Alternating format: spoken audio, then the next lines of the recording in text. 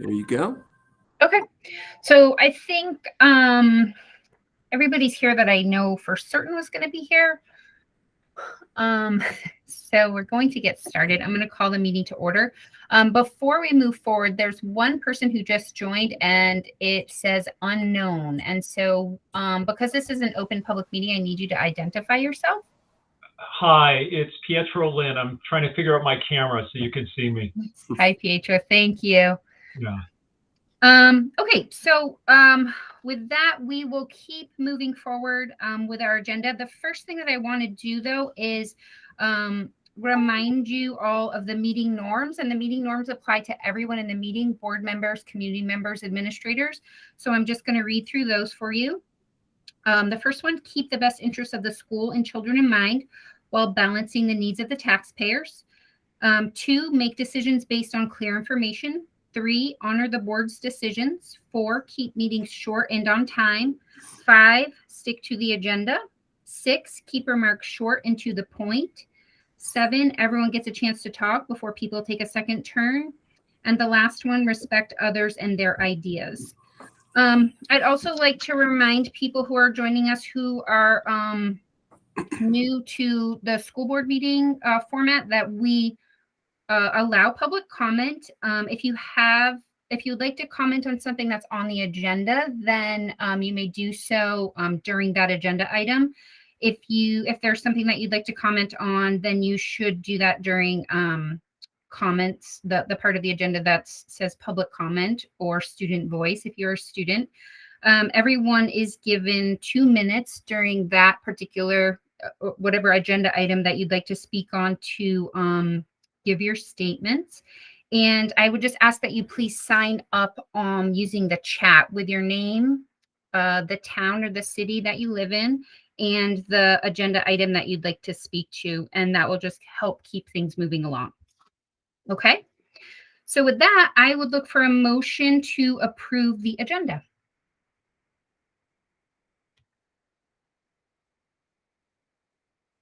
Anyone? Gina, thank you. And a second? Second, Guy. Thanks, Guy. I do have a couple of changes to the agenda. The first one is we need to delete. We're not going to discuss 5.6, the first reading of fiscal management and general financial accountability. That needs to, in my opinion, go back to the policy committee. So we are going to scratch that from the agenda. The other addition to the agenda is under executive session. There's already one for personnel records, and I'd like to add a second, which will be personnel status of employment. And I do see, did I see? Yes, I see a parent here who had expressed interest in meeting with the board during executive session. And I just want to confirm that that parent still wants to meet in executive session. Tara, do you still want to be added to the agenda? Yes, please. Okay, so I'm going to add a third item under, or I should say a fourth item under executive session, which would be a student matter, and that's for a parent request. Are there any other items for addition or deletion? Andrea? Yeah, we should be adding an 8.3 to actually list the agenda items that we want to add to future agendas. Okay. And under 9, there's a couple corrections. The board meetings in December are both special meetings, not regular meetings. Okay, because they don't happen on our regular days. Correct. Okay, thanks for that correction. Anything else? Well, I had one other question. The agenda said that it was remote options only for this meeting. And I thought we did that for just one and that people could go to the SU. Yeah, so, I think it's probably the template that Tina's using. So I'll just ask Chris to check on that. So thank you for noticing. So we are accepting visitors at the central office? Okay. Yes. That is right. Nobody is here now. Okay. We would strongly encourage people to use the virtual option to keep everybody safe and not have to be sharing close quarters. But if the only way that they can join the meeting is in person, then we welcome them to join at central office. Gina, you approved the first and Guy the second. Are you okay with the amendments to the agenda? Yes. Yes. Okay. Yeah. Anything else? Okay. Hearing none. All those in favor, please signify with a thumbs up. Guy? Awesome. Thanks. Tim? Thank you. Abby? Thank you. Gina?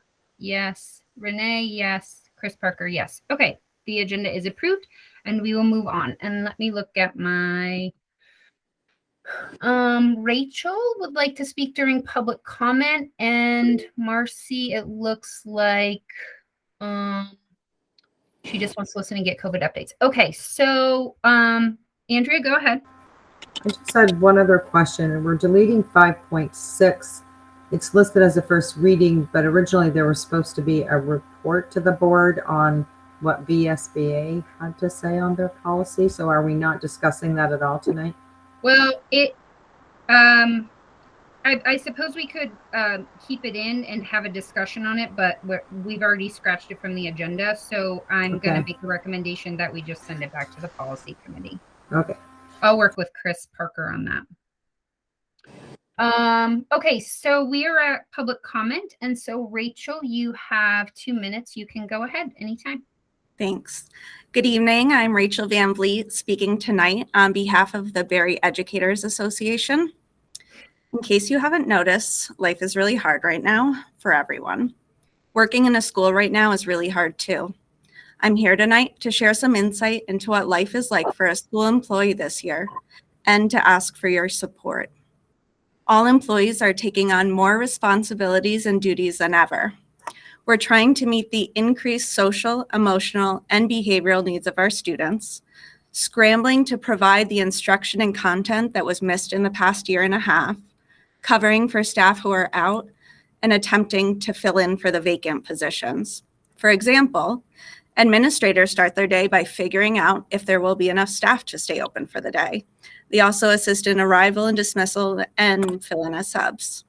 Bus drivers are not only driving full buses of elementary and middle school students, but also managing behavior because we don't have all our typical bus monitors due to staff shortages. Custodial staff is working to sanitize and clean learning environments while also dealing with regular property destruction. Behavior staff and school counselors have a constant flow of students in need of significant emotional and behavioral support. Paraeducators are constantly being pulled to provide coverage in other areas different from their assignment. This means they're continuously having to adapt each day, sometimes each hour, to different students and classrooms, which is taxing for the staff as well as for our students. Nurses are continuing to field increased visits to the nurse while having the added responsibilities of contact tracing, communicating with teachers and families about exposures and symptoms. Teachers are tasked with delivering grade level curriculum while also trying to fill gaps in learning. Our planning time, normally intended to design engaging and effective lessons, collaborate with colleagues, provide students with feedback on their work in progress, is insufficient. Many of our school employees are parents too, balancing the increased stress and responsibilities of the job with caring for children who may be home due to an exposure or COVID symptoms. While these problems are being faced across central Vermont, the state, and the country, the Barry Unified Union School District faces some additional hurdles. We're a large district by Vermont standards. We have a large population of students living in poverty. We contractually work more days out of the year than neighboring districts, and we don't have the wages that are competitive with neighboring districts. What can the Barry community do? How can we meet the needs of our students, our community, but also our school staff? How can we ensure we retain our qualified staff and attract new candidates? We don't have a clear answer right now, but we know we need help. We need support from the Barry community. We've come to education because of our love of learning and our love of teaching students. For most of us, this is a calling, not just a job.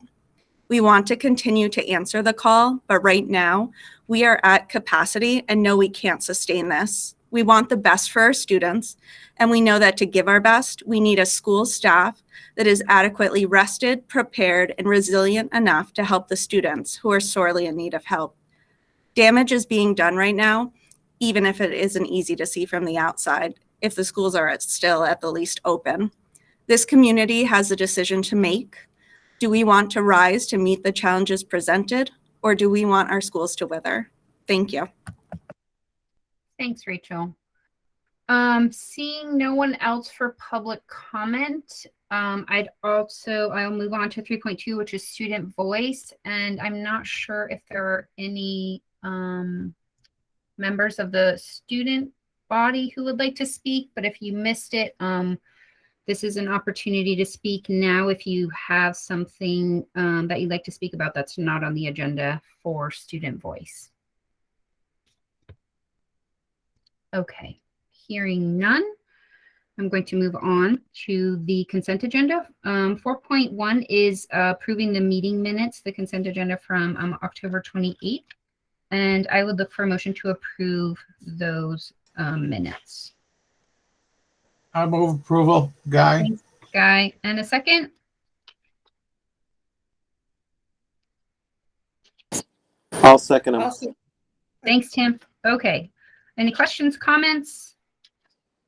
All right. Hearing none. All those in favor, please signify with a thumbs up. Guy? Tim? I think you're trying to give us a thumbs up. Abby, Gina, Renee, Chris. Perfect. Thank you. The minutes are approved and we'll move on. Current business, new hires. I don't think we have any new hires in our packet. Did we, Chris? No new hires for this meeting. We hope to have some for December 2nd, however. Okay. Thank you. Next, 5.2, resign, retire. And we have a couple of letters in our packet. Would you like to review those with us? Yes, I will. I have one additional announcement to make about a resignation that did not make the packet. Our Director of Curriculum and Instruction, Mary Ellen Simmons, will be finishing up with us during Thanksgiving week. I will have more details for the board during executive session on that, but Mary Ellen will be finishing up with us the week of Thanksgiving, that short week. I would like to, if I can, just talk about the two folks who are in the packet out of order. I'm going to lead off with Christy Maynard.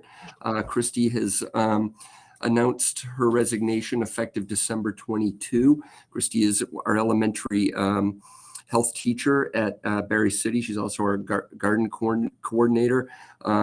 Christy hasn't been with us long, but she's made a real mark on the Barry City community. We're going to miss her very much. We have posted her position. We already have some candidates, I'm happy to say. Hope to bring somebody forward on December 2nd. So wish you well, Christy. Thank you for your service to us. And I'd also like to, you saw this in the packet, but Scott Griggs, the Assistant Director of the Central Vermont Career Center, is going to be leaving us at the end of the year. I just want to say a few things about Mr. Griggs. I've known Scott for over 25 years. He has been a colleague of mine, a well-respected colleague. Scott and I were classroom neighbors at Spalding High School in the mid-90s. Our rooms were adjacent to each other, and I had a pretty challenging group at that point in my career, and I will never forget the kindness and patience that man showed me and my students as he was trying to run his tech class right next to me. And it says a lot about who he is as a person. The ensuing decades, Scott has served as an assistant director at the Career Center on 2 occasions, and also a principal at Barrytown Middle School. Scott, we are so happy for you and Deb. Scott is going to be moving out to the Midwest to be closer to his kids and start a new chapter of his life. So, Mr. Griggs, we just wish you well, and thank you for all you've offered to the kids, families, and your colleagues here in Barry.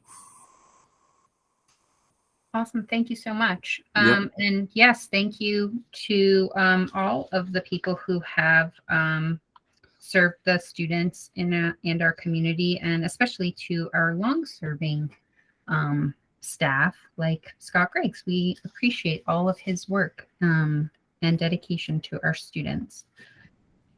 Okay, moving on. 5.3, CBCC BUUSD lease agreement. And we have Pietro Lynn is here with us, and I see Jody Emerson is here. So I will let you guys go ahead and take it away. So I don't know quite how to take it away. I think probably the best way to do this is to ask, first of all, has everybody seen a copy of the proposed lease? Yeah, we all have a copy in our packet. And it is the original one we saw wasn't updated, but this one I believe is the updated version. The only part that remains empty is well, one of the parts that remains empty is the unknown, when the agreement begins, I suppose, because we're not sure of that yet. Right. So, and Jody, is there anything you want to do as sort of a lead in to my discussion about what's in the lease and what they need to be aware of if and when they decide to sign the document? I think that we did that last meeting. So I was able to answer a couple of questions in our last board meeting, and I feel like that's all I have to offer right now with my cat help. Yeah, well, you're going to be more interesting than me with a cat. So look, good evening, everybody. My name is Pietro Lynn. Some of you I know pretty well, and others of you I don't know at all. I was asked to review this lease. This is the third iteration of the lease. The first one I thought didn't make a lot of sense. I didn't do the drafting, a different lawyer did. Then this one came to me, and I think you know what it is. This document is supposed to provide legal rights and responsibilities for both parties to the lease, one being the Regional Career Technical Center and the other being the Barre Unified Union School District. This document places on the school district certain responsibilities as a landlord. You will be paid for some things, but like most landlords, you will also be responsible for maintenance of the facilities and making sure that the power is working, that the facilities are in good shape, that the Career Center is able to engage in its educational activities. And if you don't, you can be sued under the terms of this lease. Now, that having been said, I think probably the more productive way to deal with this, Sonia, I'm looking at you, is to let people ask me questions about this relatively short document. Okay, so I'll open it up to the board. Are there any questions? I have a more, nope, Tim says no. I have just a general question. It's a little, as I was reading through this, I realized you would be here to present this. I'm assuming that you have worked with Jody to help her craft this or to revise it because it was originally crafted by a different attorney, you said? Well, all right, so the background goes like this. The other attorney was hired, I think, by the Career Center. I mean, Jody, I don't know the background on all of this. I just know that he drafted a document. So the background is this: there needs to be a lease in order for the Career Center to occupy the space. And we need to know who has to do what and who receives what under the terms of some legally binding document. This document is a third iteration of something that was created by the other lawyer, Chris Leopold. His initial document didn't, I thought some changes needed to be made that recognized that being a landlord is not easy and that we needed something that better reflected a division of responsibilities for who pays what, right? What percentage was going to be paid by the Career Center and what percentage was going to be paid by the district. Something that recognized over time, costs are not static. They don't stay the same always. Over time, they may increase or decrease. And so those payments needed to reflect the actual costs incurred by the district. So The document that was generated in response to my concern about those issues is the one you see here. The operative sections, I think, are section 3, the use fee, right? There is a number, 18%, I think, from my conversations with your superintendent, Chris Hennessy, that this is a historic number, something that reflects the percentage of overall space occupied by the Career Center. And the idea is that the Career Center will absorb 18% of the costs associated with the building. That's what it says. The term of the lease is also something that I think you need to be aware of. I mean, look, I gather the tone and the tenor of these so-called negotiations is very friendly, right? Everybody wants this to work. Everybody is enthusiastic about it.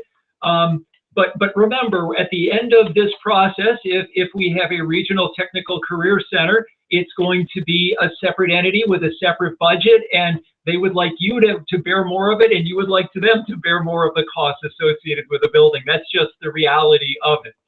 So this document, I think, tries to address that.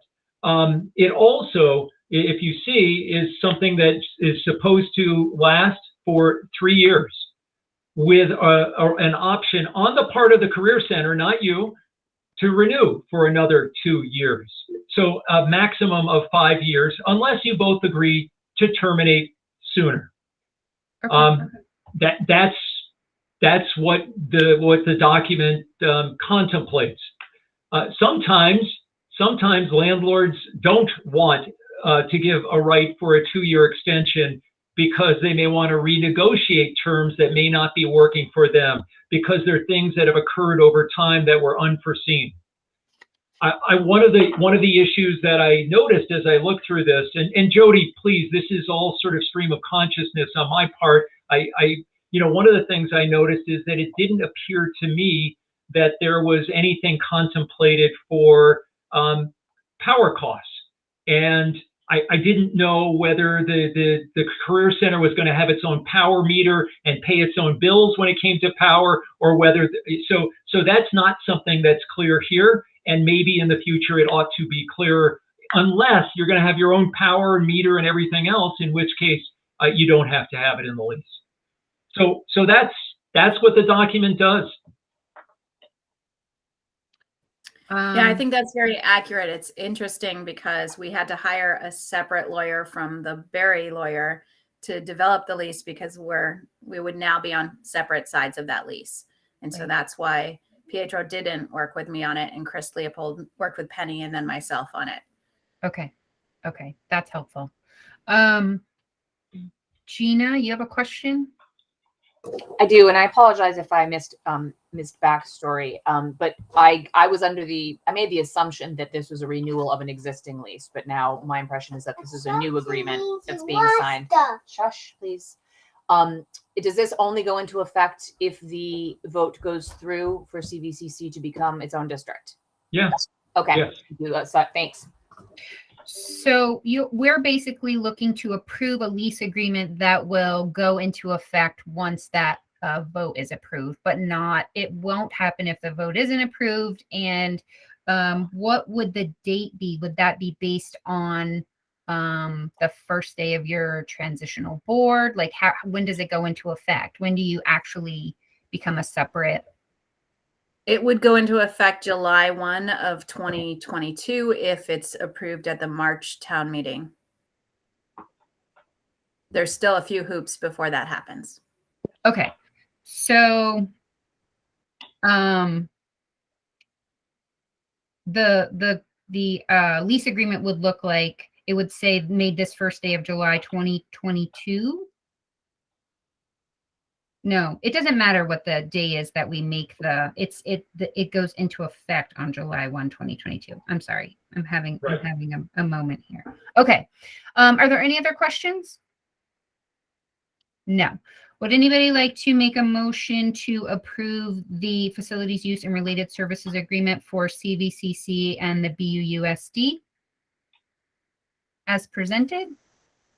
Tim is giving a thumbs up. I'll take that as a first. Anyone like to give a second? I'll second it, Guy. Thanks, Guy. Any other questions or comments, concerns? Gina, go ahead. I guess I do want to follow up. I mean, I think that point about the electricity is a pretty big one that PHO is making if that's not included in this lease agreement. And so I guess my question is this it? If we approve this lease agreement, is this the agreement that's going in next July? Or I guess that is, right? So there's no chance for revision. And so do we need to take a step back and wonder if we need to look at a more complete utility picture? Or is it going to be metered separately? Or Well, that's the other question is, I think you're right, because Mike, as you said that, I'm thinking of other utilities like water and sewer. And when this 18% under facilities, it talks about facility use and facility support services. I'm assuming maybe Lisa or Chris could answer this question. How does it work now? Does CVCC just pays us the 18% and that covers their portion of water and power, or do they get separate? Are they billed separately for those Sonia, things? the former is my understanding. Jody or Lisa, perhaps you can clarify that further. That is my understanding. The 18% is the formula used. That's correct. Yes. So the Spalding High School pays 82% and CVCC pays 18%. And that covers their power and water and sewer and any other utilities. Yes. Yeah. Okay. And so, to be fair, there is, if you go to section C, or I'm sorry, subsection C of section 3, you'll see that the 18% goes to utilities. I'm just not sure whether that's supposed to contemplate electricity and heat, because you are responsible for making sure there is electricity and heat. Right. Right. Well, it sounds like that's what they're currently paying and that's covering their costs. So it seems like as we would move forward, that would continue to cover the cost. And if it does not, then we would have to renegotiate. The intention was to continue with the same building related fees and continue to pay the 18% of those utilities. Okay. Does that help, Gina? Are you okay with that? I sort of. I'm sorry again, because I made the assumption this was a renewal. I didn't pick through this lease. I guess the reason I am hedging a little bit is that this is a new arrangement. Assuming it passes as a new arrangement for the district and the Career Center, we are accountable for managing the expenses of the district correctly. So my preference, and I'm sorry to put a roadblock on this, my preference would be to see, I guess, some demonstration that the 18% is accurate and is actually covering the expenses. If we're going to sign a 3-year lease, I think that we should be able to assure the voters and people worried about the budget that we have that nailed down as a cost, or look at a shorter lease term so that we have the ability to negotiate, or maybe there's a clause in there that says we can negotiate if expenses are off. Again, I didn't read it very closely. I apologize. Okay. It feels like we've got time to figure this out. If it doesn't go into effect, the vote isn't until March, and the lease doesn't go into effect until July. It doesn't seem like pushing it back a decision gets in the way too much. And Jody, am I missing? Is anything waiting for this to happen before it can move forward? Our final report is already with the Agency of Education, and we're getting some edits back from them. So we have confirmed it's going to the State Board of Ed on December 15th. Our hope would be that we could have the accurate lease agreement in that report. And I think Guy Isabel is going to add to that. Okay. Guy, go ahead. Yeah, I don't know if I'm going to add to it. From a historical standpoint, I've sat on the RAV board for quite a while, and I know Penny was actually, she had an accurate name. She was she did pinch pennies. So I'm going to make the assumption that she looked at every nook and cranny and planned with all the superintendents she worked with. The other thing that's probably not in this factor, not factored in here is historically Spalding had a high utilization rate at the Career Center, and those numbers had dwindled a little bit. So I mean, we haven't even talked about that, but certainly the the numbers for the Career Center this year were, in terms of applications, were sky high. So that's just a historical perspective.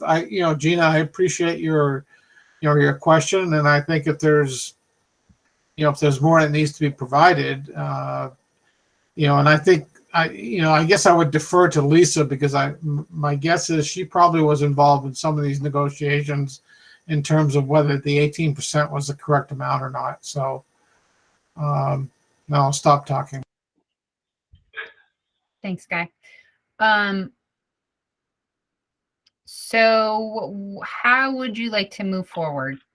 It sounds like Jody would like to have the lease in the final report, but Gina has some questions about the 18%. So what would the board like to do to address these concerns? What are your suggestions?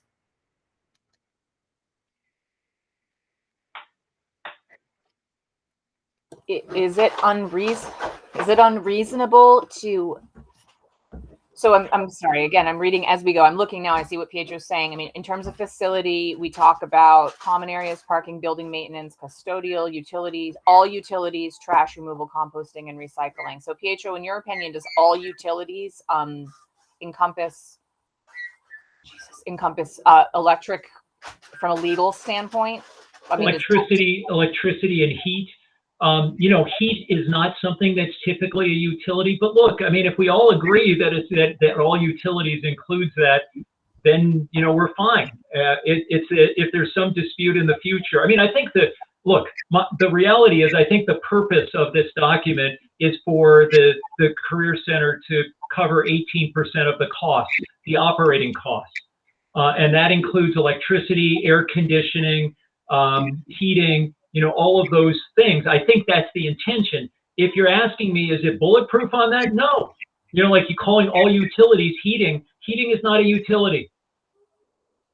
But it's 18% of the total annual cost. So if there is a spike in cost, then that 18% will be adjusted accordingly. So we're not going to be in a situation where all of a sudden heating is 50% more because the market's weird and we're now losing money on it. Okay, then I'm fine. Gina, that was one of the changes that I insisted on, is that we're not going to just pay a flat rate. We're going to pay something that accurately reflects our actual costs. Okay. Okay, then I'm okay with this. I don't need to stop it. I think that covers my main concern. And I guess that my last question is is there any clause in here for renegotiation in the middle of the term if there is some kind of substantial change in circumstances? No. Okay. No, in fact, look, I mean, I'm your lawyer. I'm sorry, Jody, I'm not your lawyer in this. I'm their lawyer, and Chris Leopold was their lawyer. So look, the bottom line here is not only are you stuck for 3 years if this doesn't work for you, but if the Career Center wants it to be 5 years, they can exercise their option, and you're locked in for 5 years.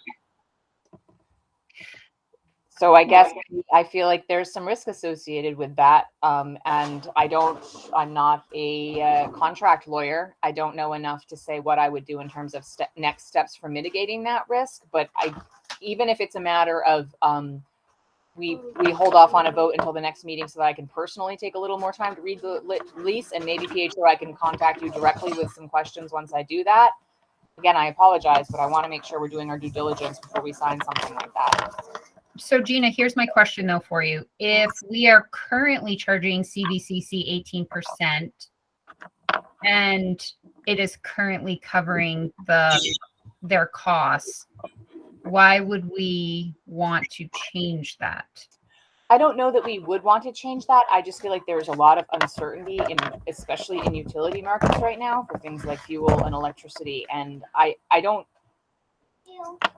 know that we would want to change anything, but what I'm hearing is that if we needed to change anything for whatever extraordinary circumstance that comes up, which God knows we've seen a lot of those over the past 18 months, if we needed to change anything, that we wouldn't have the ability to do so. So again, I apologize for not being prepared. Part of it is I'm trying to read a legal document really quickly in the middle of a meeting and ask questions and try to get to a final answer. And I don't know that I can do that. I'm one person on a 9-person board made up of very smart people, and there's a lawyer here who's read it. So I'm happy if you want to move forward to a vote. I'm happy to do that, and I can abstain or whatever. I don't, I hear Jody about the. I just saw your cat. About the December 15th deadline. I think we do have one more meeting prior to that on December 2nd. I'm sure that's a loaded agenda. If we can hold off on the vote until then, again, I can read it more thoroughly and connect with Pietro directly. And if there's any major concerns, then we can ratchet up the conversation then. Does anyone else on the board feel similarly, or am I making a mountain out of a molehill? I'm going to let Guy go next because he has his hand raised, and then we'll try to answer your question. Okay, Gina, go ahead, Guy. Gina, you never make a mountain out of a molehill. You ask good questions. So I think the issue is, do we believe in the 18%? And I think there are a lot of people who've worked on that formula in the years past. So what I'm going to say is the 18%, covers, any increases. So if fuel increases 50%, then we still got to pay our, they still have to pay their portion. So I think we're covered there, I believe, but, I could be wrong. And, Pietro maybe can, weigh in on that. I think the issue is, are they, is the pie 18% for that particular, piece of the business? Well, I think, if you look under C, 3C facility, it specifically says in FY22, 18% of the above cost is $232,740. Between CVCC and our business office, I feel like they are keeping track of what CVCC. They're part of our district, but they're a separate entity. So it seems to me that has already been addressed. It's been taken care of. That's in an agreement that we already have worked out. And this is just, putting it in writing so that if CVCC and their governance model passes and they split from us, that then we have a lease agreement. I think if this was all, if the governance model, let's say it doesn't pass, or if we weren't, when we were in an alternate universe and we weren't even having this conversation, 18% would have been fine because that's what they've been paying. So I don't think you're making a mountain out of a molehill. I think you're asking good questions, but I also think that CVCC is, we've been partnering with them or they've been a part of our district and we've been working with them. And this is just sort of more formally recognizing that partnership because they're hoping to be a separate entity. So, Guy? I'm violating rules again, but the other thing I will say is, my guess is former directors would say, you know what, it's really frustrating to pay for some of these costs that it doesn't feel like we're directly incurred with, and there are plenty of those that people can talk about, as a director of the Career Center, sometimes you sit back in your chair and you go, God, why do I have to pay for this when I don't even see the benefit of it? It's kind of like it's like a percentage. So, I agree with you, Sonia. I think over the period of years, I think this is a pattern that has been a kind of a proven formula. And I think it satisfies both parties, but I could be wrong. Well, on the flip side of this, is the, if CVCC splits off, is, I would assume that this is a number that they can live with. Like, is 18% too high? Are they actually using 18%? If they're saying we can agree to this and our attorney and our business manager are saying this is fair and our superintendent, then it seems to me that we should move forward. But I will, if anyone has any other questions. If not, we do have a motion on the table, so we could just vote and see how it how it turns out, if you'd like to do that. Are there any other questions, comments, concerns? Okay. So all of those in favor of approving the facilities use and related services agreement for CVCC and the BUUSD, please signify with a thumbs up. Guy? Yes. Tim? Yes. Abby? Yes. Gina looks like no. Gina's a no. Renee? Yes. Chris Parker is a yes. Okay. So we have 1, 2, 3, 4, 5 to 1. And so the agreement is approved. All right. Thanks for that. Thank you. Thank you, Pietro. It was nice to see you. Good to see you all. Have a good evening. Bye-bye. Thank you. Next is 5.4, and this is a policy C26 tuition payment. It is a recommended policy, but if I'm remembering correctly, we are going to make the recommendation not to adopt this. So Chris Parker, I'm going to let you go ahead. Thank you. So it is a strange thing that's happened. It's been, this policy has been removed from the VSBA list of recommended policies. And so you'll see in your packet that it does say removed at the top of the page. And so I went onto the VSBA model policy website, and indeed it does say that it's been removed. The policy committee was going to recommend not adopting it because this policy was intended for districts with school choice. And since we do not currently have school choice, we did not feel that this was necessary. But as it's been removed as a recommended policy by the VSBA, I don't think we need to approve not to adopt it because it's been removed. So I think in the past, I guess if it's a recommended policy, we would we could make a motion to not approve it. But because you're saying it wasn't recommended, then we don't have to take any action on it at all, or should we take action on it? I mean, if it's listed as removed on the VSBA website and it's not, there's actually no model policy to even refer to on their website anymore, I don't think there's action to be taken. Am I thinking correctly on that? I think you are, in the spirit of kind of cleaning up our policy manual in the first place. I think this is the wise choice. And given that we're not a school choice district, it wouldn't apply to us anyway. So I think it would really make sense to do. Okay. Guy, Isabel? Yeah, just a clarification. We do have school choice, correct? I mean, we do have the ability for people to apply to other schools. So does that not fall under the definition of school choice? It's not my impression, and Chris and Lisa maybe can confirm this. I don't think if you wanted to put your name into the lottery, I don't think the money follows you.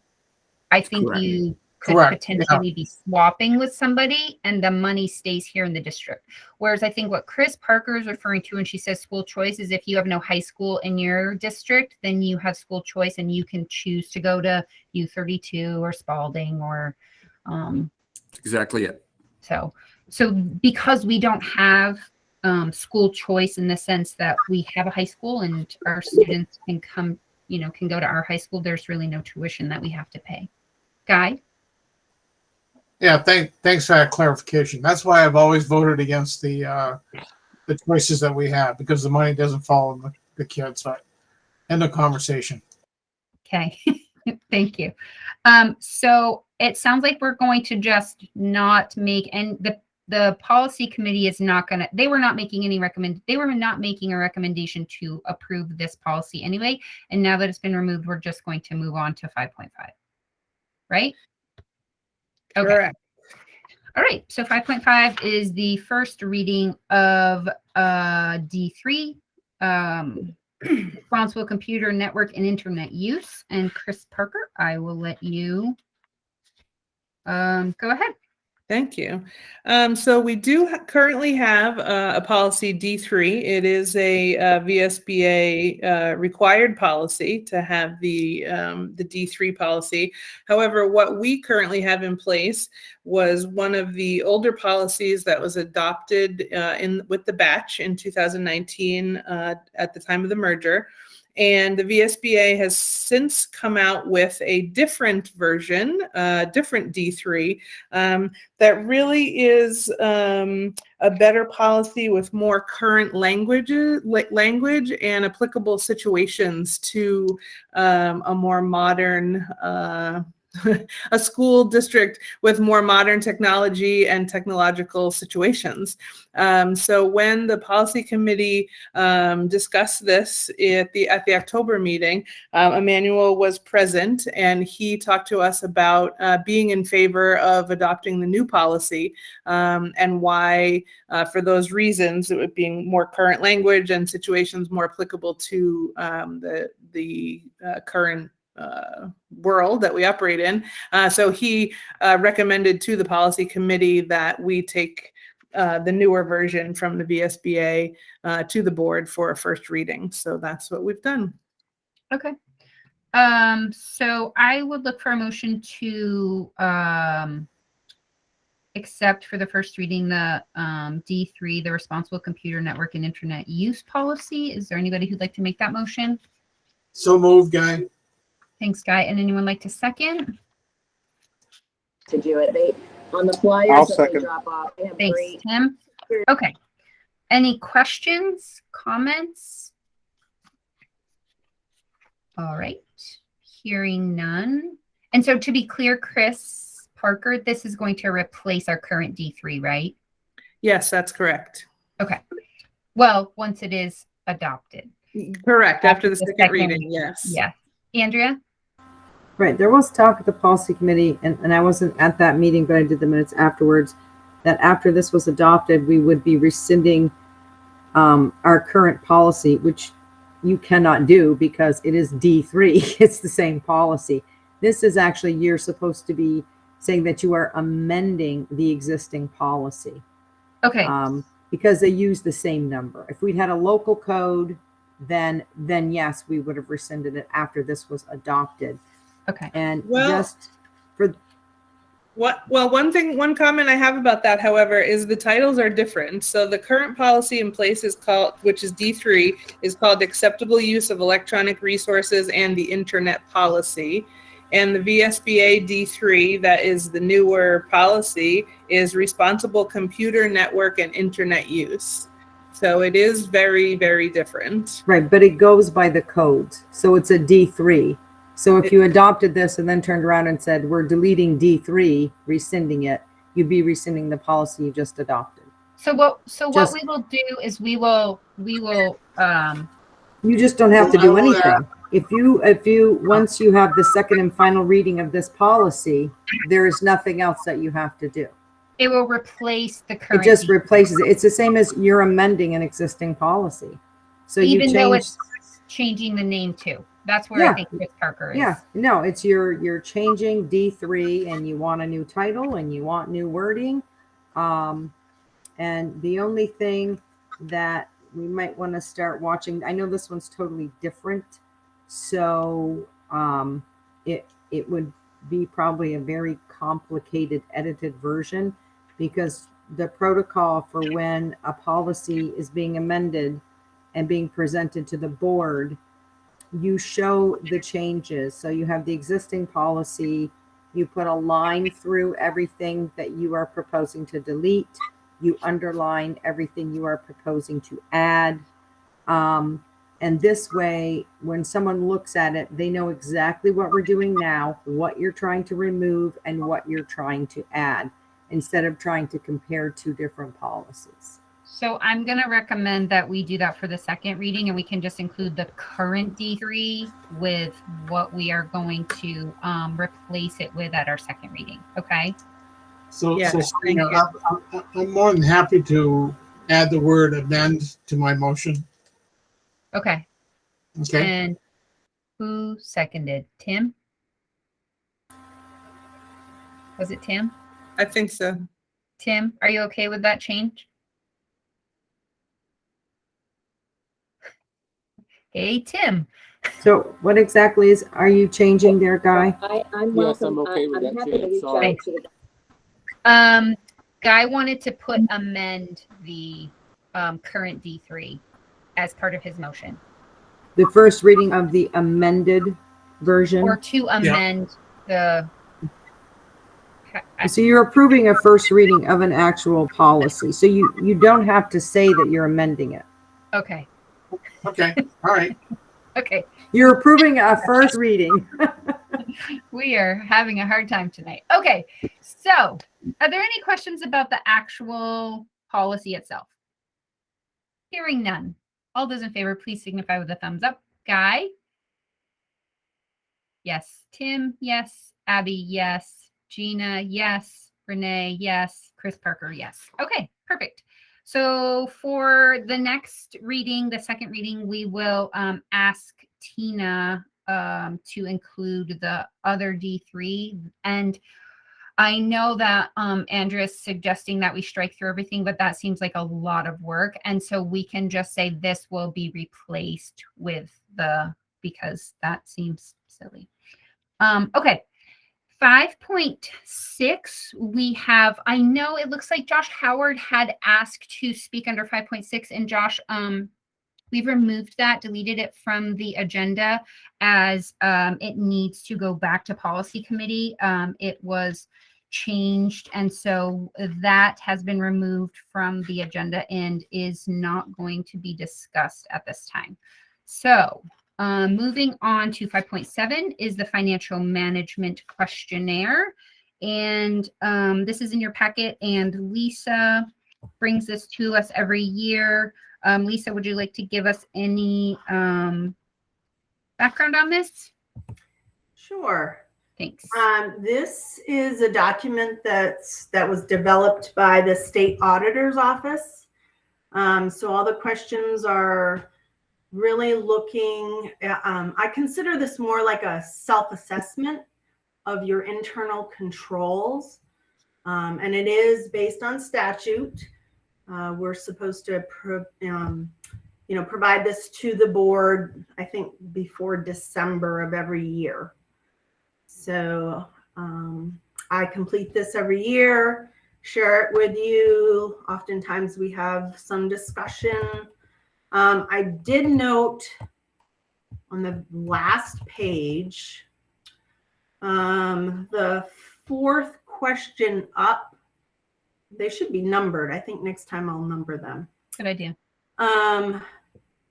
So are there employees that you know who participate in any in your organization as a vendor?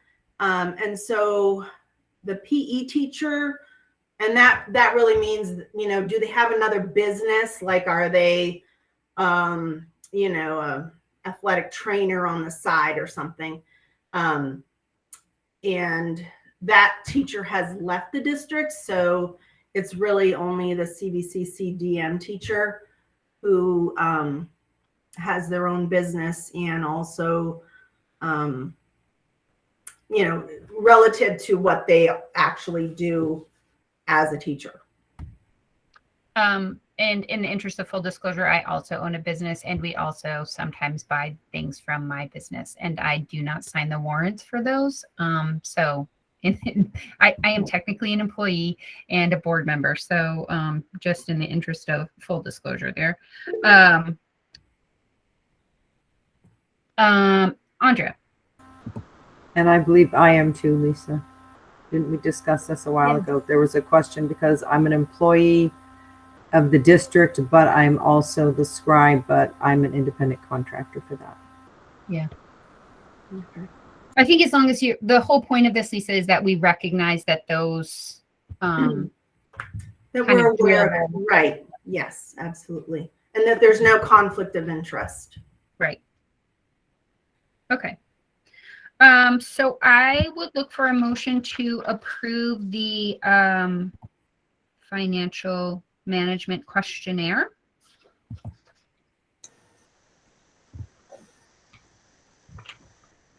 Anyone? Gina, thank you. And a second? I'll second it, Guy. Thanks, Guy. Any questions?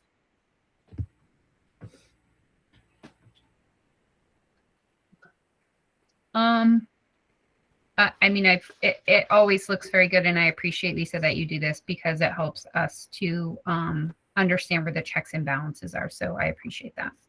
All right, hearing no other questions, all those in favor, please signify with a thumbs up. Guy? Guy? I think that was a yes. A yes. Did anybody catch a thumb on that? Yes. Okay. Tim is a yes. Abby is a yes. Gina is a yes. Renee is a yes. And Chris Parker is a yes. Okay. So that has been approved. Andrea? I just want to, while I'm thinking of it, because I'll probably forget. Yep. When this meeting ends, if Alice has not arrived, then I will not be indicating in the minutes that Alice and Sarah were not present for the vote because they are listed as not present for the meeting at all. Okay. I do need to list that when they join the meeting partway in, but if you see the minutes are different, hey, how come that's not listed? That's why. Okay. Thank you. Moving on to substitute rates, 5.8. In your packet, we originally had received in our original packet a spreadsheet that says Vermont subrates, and that has a note at the bottom that says updated 8/24/20, and the top line of the Excel spreadsheet is school district, and then the Bradford OESU is the top one. And then in our addendum, we received a regional substitute rate spreadsheet. And so during the finance committee meeting the other night, we were discussing the sub rates in relation to the budget, and we wanted to address it before. We want to make sure we address it obviously in the budget, but we also wanted to have a further discussion to make sure our sub rates are in line with our other districts, because if we're struggling to get subs, part of it may be what our current rate is. So I'm not sure who would like to present this, if it's Carol or Chris. Go ahead. I think I'm certainly ready to just talk about this. Carol, obviously, please jump in. The sheet that you got in the addendum, I think, is the most helpful one. It's current as of like right now, and it takes a look at where we're at, how we compare regionally. I got this information from the Winooski Valley Regional Superintendents Group. We all shared our information because we're all dealing with the same problem with trying to find substitutes. If you look at this, the daily sub rate, we're in the ballpark. We're not the lowest. We're not the highest. We're kind of in the middle at the $14 an hour rate. I think this is an issue that is one of the great stressors that all schools are facing. Barrie is no different. It certainly speaks to what Rachel Van Vliet was bringing up earlier about, people having to cover multiple roles during the day because there aren't substitutes available. So I applaud the board for wanting to address this. There are some complications with going significantly higher in terms of how we currently compensate our paraeducators as part of their negotiated agreement. And that's been a historical challenge I'm aware of. But we would like to advocate for bumping the rate. And I can say anecdotally that around the state, even with pretty significant bumps, there's still struggles to get those daily subs in. But it is certainly worth a shot. It won't hurt. I think Andrea, you may have brought it up at the finance meeting, that this hasn't been really addressed in a long time. I think we can look at maybe looking at folks who've subbed for us for a long time, and we do have some of those, maybe certainly raising their rate. But in terms of attracting new people, it is a challenge. Carol, do you have anything you'd like to add to this? I know you and I have been talking about this a lot. I'll just add that subs are coming in and we are signing them up. And then I will also say that we are trying to get them as paraeducators if there's someone that can work more than day to day. So we are funneling most of our sub list to special ed when we can. So, Chris, you had indicated that you would recommend a bump, and you also said that you would recommend a conversation, or you'd like to have a conversation about, I don't want to say long-term subs, but people who've been with the district longer, Right. maybe increasing their rate. So do you want to give a recommendation on what you would like to see? Carol, Carol and I have not talked about specific figures. We just wanted to talk about this conceptually with you tonight, but we can certainly address it. But we want to be sensitive to the parapay. I would also add something that Carol pointed out. Some of our subs that we've brought in, permanent subs and even some of the daily ones who have come in who are licensed have been brought into some of our professional roles, and we've had some real success with that. So it's kind of a robbing Peter to pay Paul situation, right? You get somebody who's a great sub in, and they can fill in in a professional role, either in special education or in other roles around the schools. And we've had a number of those this year, and it's worked out well. But then you have that vacancy with the subs. But that's just the nature of things right now. Carol, I think we can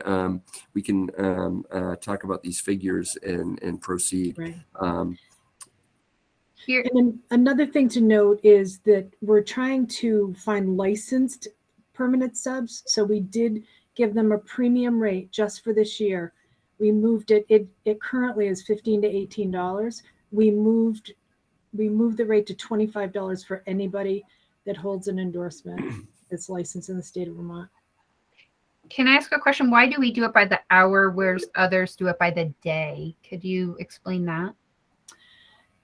If they're subbing for a para, it might be 6 hours or 6.5 hours. If they're subbing for a teacher, it might be 7 or 7.5. Mm-hmm. So it's in normal times. There's a lot of moving up and down in the hours. Okay, Guy, you have a question? Yeah, that was my first question. Is that something we should have approved, Carol, or is that a decision you guys just made?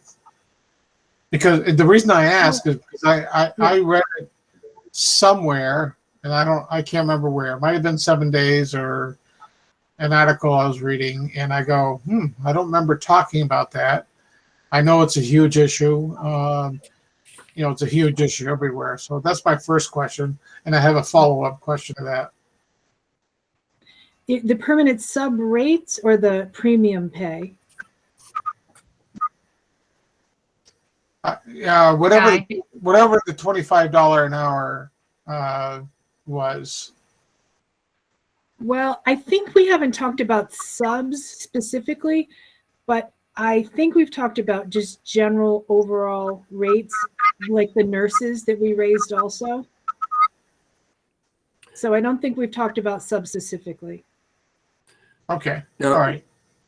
Yeah, that figure was never brought before the board. We're in a position, Guy, and everybody, where we absolutely have got to do whatever we can to get people with credentials in here who can do this work. And we are getting some candidates. That's really good news. I know Spalding has 2 people they're talking to, but this sub situation is truly one of the biggest challenges all of us are facing right now. And I think the other piece too is, I'm sorry, go ahead, Guy. Yeah. So my other follow-up comment is, we're not the only ones dealing with this. I sit on a healthcare board where, we're trying to, we just bumped up, salaries and, just offered a $500 bonus to anybody who can recruit somebody. McDonald's is offering, this is almost shameful in some respects, is paying, people to flip burgers $14 an hour. And that's what we're paying subs. I mean, come on, folks. We got to get with the game. We got to up our game. I'm sorry. And so that's my comment. Thanks, Guy. Renee? Yeah, I think just seeing that a good chunk of the other schools around us are just doing a base pay of you get this per day. I kind of feel like if that kind of helps people guarantee that they're going to get a certain amount of money. Whereas if it's by the hour, one day they're covering for a para, one day they're covering for a teacher, it's not a consistent amount of money that they can count on. Whereas if they're subbing for a para, I'm sure we could find them something for them to do for an hour, either cover another class or cover, breaks for people for their lunches or something. So I think that it might be a good way to consider going, so that people, if they can count on a certain amount of money, they're more likely to want to do it. Yeah, I think that's probably a good point. Thanks for that. Are there any other questions, comments? Andrea? Of course, I'm going to comment, Sonia.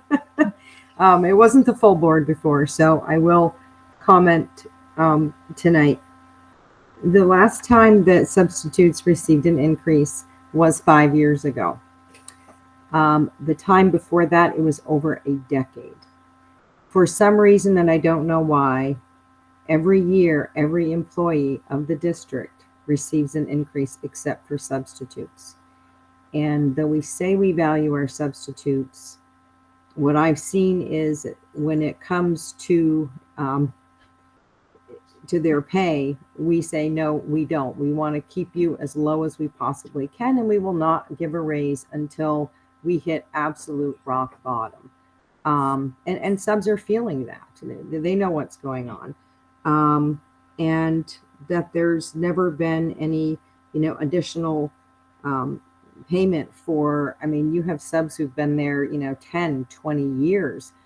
They have built up relationships with students. They know how the school runs.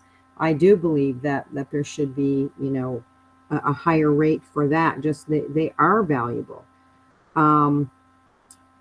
Minimum wage has gone up $2.95, $3 since the last raise. So if you look at that and you look at the cost of living, the subs are making a lot less now than they used to make. And I know I saw the rates that were in last year's, in the first list here. And that list, even though it was done in August, wasn't accurate because a lot of those districts upped their pay shortly after school started. They knew with COVID going on and everything else. So that isn't what all the districts paid last year. A lot of them were increased more. As far as an issue with the paraeducators, what I've seen is if someone wants a full-time job with benefits, they're not going to say, well, I'm going to become a day sub and not have benefits. It doesn't, to me, it doesn't really wash to say that someone would give up a full-time job with benefits to take a job where they may or may not work certain days, just because the hourly wage is a little higher. So I think that people that want full-time jobs are going for full-time jobs. And I really do have, don't agree with that. It's an issue with paraeducators. Okay. So there's no action on this item. It was just for discussion. And I'm assuming that Carol and Chris, I honestly have to say, I'm not sure how this works because, the last increase was 5 years ago. And I seem to remember having the conversation. I think Victoria Pompey I remember her being in on it and Gina's shaking her head. Or nodding her head. So but I don't remember if we said, yes, please raise their rates to a certain amount, or if the HR and superintendent just went ahead and raised it up. I can't remember how that all did shake out, but I am wondering how we're going to move forward to make sure that we are going to do something about the rates. And then if you could just report back, I guess, and let us know how, what the recommendation is. Carol? I just wanted to say, back when we talked to the board many years ago, we had the initial rate of the $14. I think we moved it from daily to hourly then, but there was more of there were some different rates in there. There was, we started at 14, 15 was a certified because we were able in the past to get a sub certification. So there were a few different rates. And we've tried to do that with the permanent subs. But so the superintendent and I have changed the rates here and there. I think you all set the 14 years ago. Okay. So will you come back to us at our next meeting with recommendations and we'll take an action on it then? Yes. Yeah, I think I just would like to say that basically Carol and I, all of us, are in the exact same. We have the same feeling everybody who's speaking here has. We're going to need to, as Guy said, up our game and to attract folks. I mean, I think to be prepared, we're going to have to look closely at what the Harwood district is offering in the 120 to 140 range. I do know that even with that, they are struggling getting folks too, but we got to start somewhere. We've got to get up there. I think forgive me who brought up, might have been Renee, talking about the guaranteed daily rate. I think that's got to be on the table too. That's a big piece of it. I believe Washington Central, if you put in, if you put in a minimum of 3.5 hours, whatever it is, you'll get that rate. I can assure you, we have a need for full-time folks every day right now. We won't have to worry about partial days any longer, if I'm right, Carol. That's right. So I think we could guarantee, say we get up to the 120, 130 range, we can guarantee that to folks. So that's how we're going to move forward. We just want to make sure folks are aware this is the direction we're going, and it's really essential, really essential. And when you come back to us, can you also give us I don't know what the Harwood, why there's two numbers and why there is a range, but that may account for new subs versus experienced subs. I think it does, but I can verify that. Okay, that would be helpful. Andrea? Just one other thing, when we used to do the per diem, there was a rate for full day, rate for half day.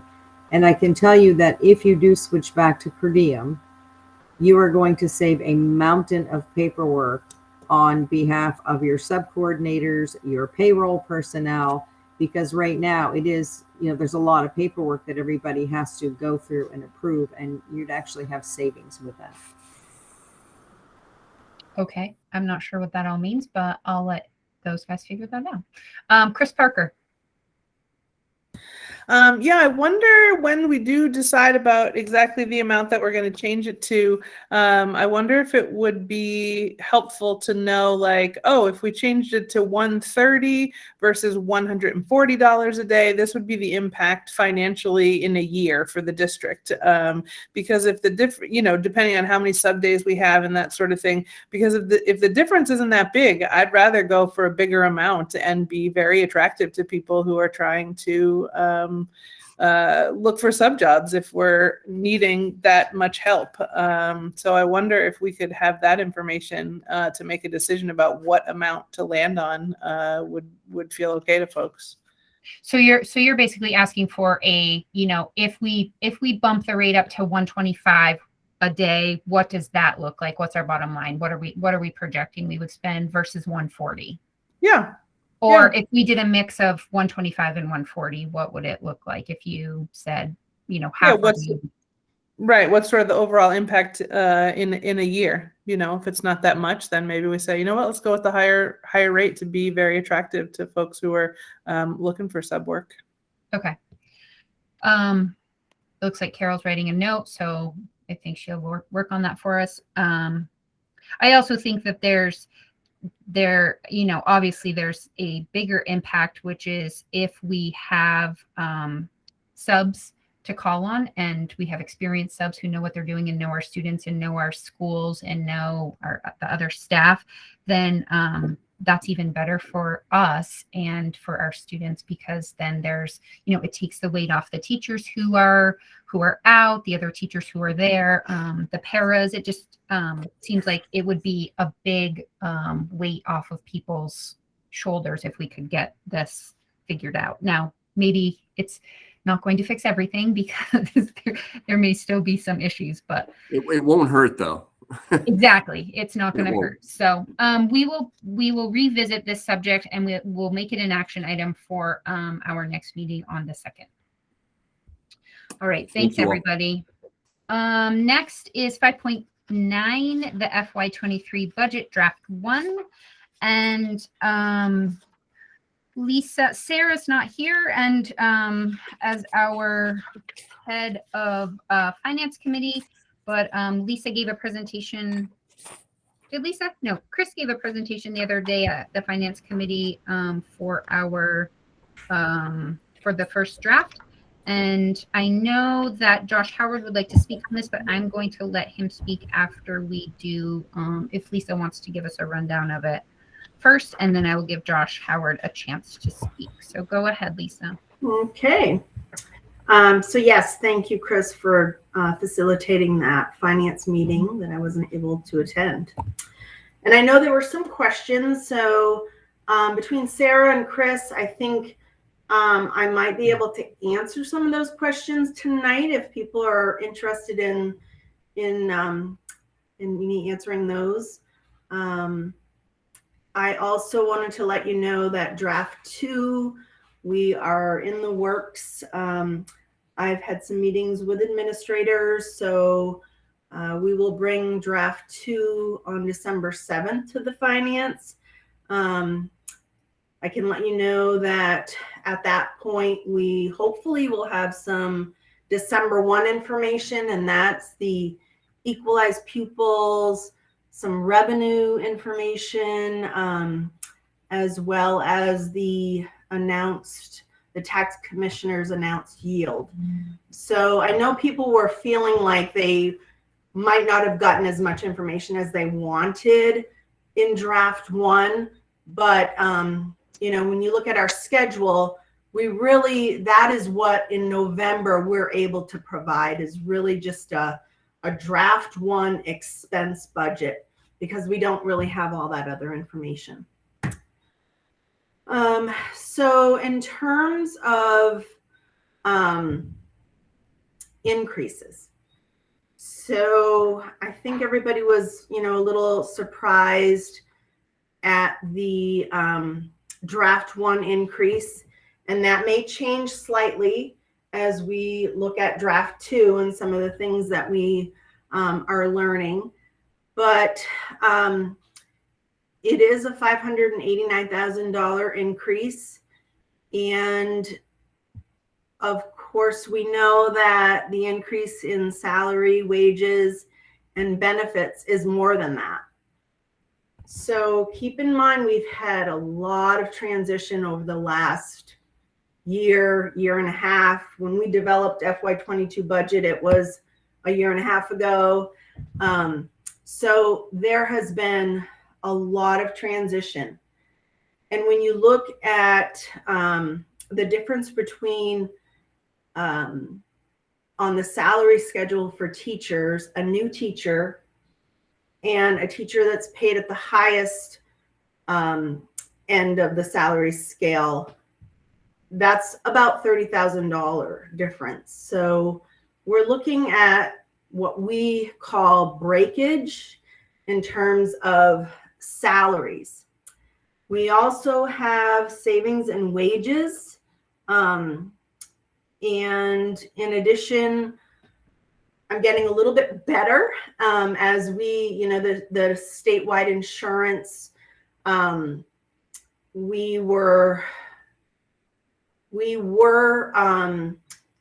employees were paying first dollar on their HRA, and now the employer is paying first dollar.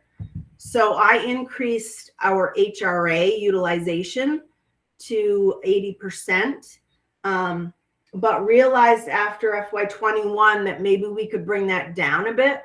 So there's some savings in our HRA. There's some savings even in health premiums. People have shifted and changed. And when we projected that more people were going to access family plans, in particular the paraeducator pool, that didn't happen. So we're seeing a lot of changes and savings in health insurance, HRA, and the salary and wages.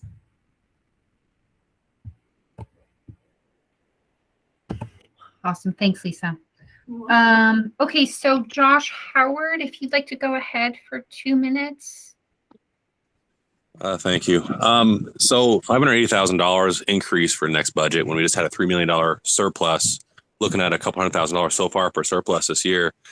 It just seems a little crazy to me. Seems like you guys can probably do a little bit harder work on that to find more savings, because it's municipality, there's tons of waste all over the place. And going back to before, you guys talked about disclosure, and I know you guys took fiscal accountability off of it, but Sonia, I got to bring up again about the $85,000 that was hidden in the line items for the former superintendent when you guys had to pay him off, and you guys have yet to disclose that. And I just would really like to know why that's such a secret. I know it was during the budget season where everyone was voting on it. You don't want to look bad, but I think it's time to come clean. And that's what I got. Okay, thank you so much. So before I open it up, I did ask Sarah to, she did review the packet and she had some questions that were not able to be answered at the finance meeting. And Lisa, I don't know if you have that email and if you're able to answer the questions that she had specifically regarding the budget. So I think I answered some of them. She was interested in salary and wage increases, the health insurance. Are we using any funds from tax stabilization as revenue? So again, we're not talking at this point about revenue. It's not part of, so every budget has expenses and revenues, and we're only talking right now about expenses. So the question is, are we going to use some of the tax stabilization? Well, we have, the fund balance, the unaudited fund balance, soon to be audited, of 1.8 million. So certainly we can use some of that, which would make more sense than tapping into our reserve fund, which has the $900,000 in it. Okay, so what I hear you saying is, because draft one is just talking about expenses and we don't have, or I'm going to maybe translate for you. Because this is draft one and we're only talking about expenses, when we get to the part where we talk about maybe how this is going to, we have those other pieces of the puzzle, like the yield and our equalized pupils and our CLA, then we may want to consider using revenue to offset some of this increase to have a tax increase or decrease that's works better for our community. That's what I hear you saying. Very well translated. Yes. Okay. Perfect. Okay. So, and I think facilities, one of Sarah's other questions was regarding the 75 cents per square foot for facilities. And I think Jamie confirmed that this budget still only includes 75 cents per square foot. Is that true? That is correct. Okay. And so that's something that I want to discuss at the finance meeting. If they're interested in increasing it, that would be an additional $113,550. Okay. But that will come up at the next finance committee meeting. Correct. Okay. Another question that she asked, which I think should probably, I would recommend that it goes to the next finance committee meeting, is regarding the pistol program. And just a discussion about that, because we've had a number of community members talk about the pistol program and why it isn't included in the budget, why it hasn't been added back in. So maybe if we could just have a conversation about that at the next finance meeting. And then I think the last question, I think this would be the last question for Sarah. Are there any staff positions in this budget that were originally grant funded? There are not. Okay, awesome. Are there any other members of the board that would like to ask any questions about this draft, the first draft of the FY23 budget? Guy? Yeah, just a quick question. And maybe this was answered. I had to step away for a minute, but the assistant coaches line item went from, I think we made a cut of 20,000 and now we've got 199,000. And, I had originally asked the question about, where's the equity in the coaching pieces? So can somebody help me understand how we equalize stuff? That would be helpful for me so I could defend this. So Brenda and I actually had a misunderstanding. So Brenda, when she and I met, she gave me a number of 199,000, which would be assistant coaches for every team. And evidently, when we kind of went back to the calculator, realized that it isn't an additional 199,000, it's 65,000 for an overall total of 199,000. So that's a change in draft 2. Can you explain that?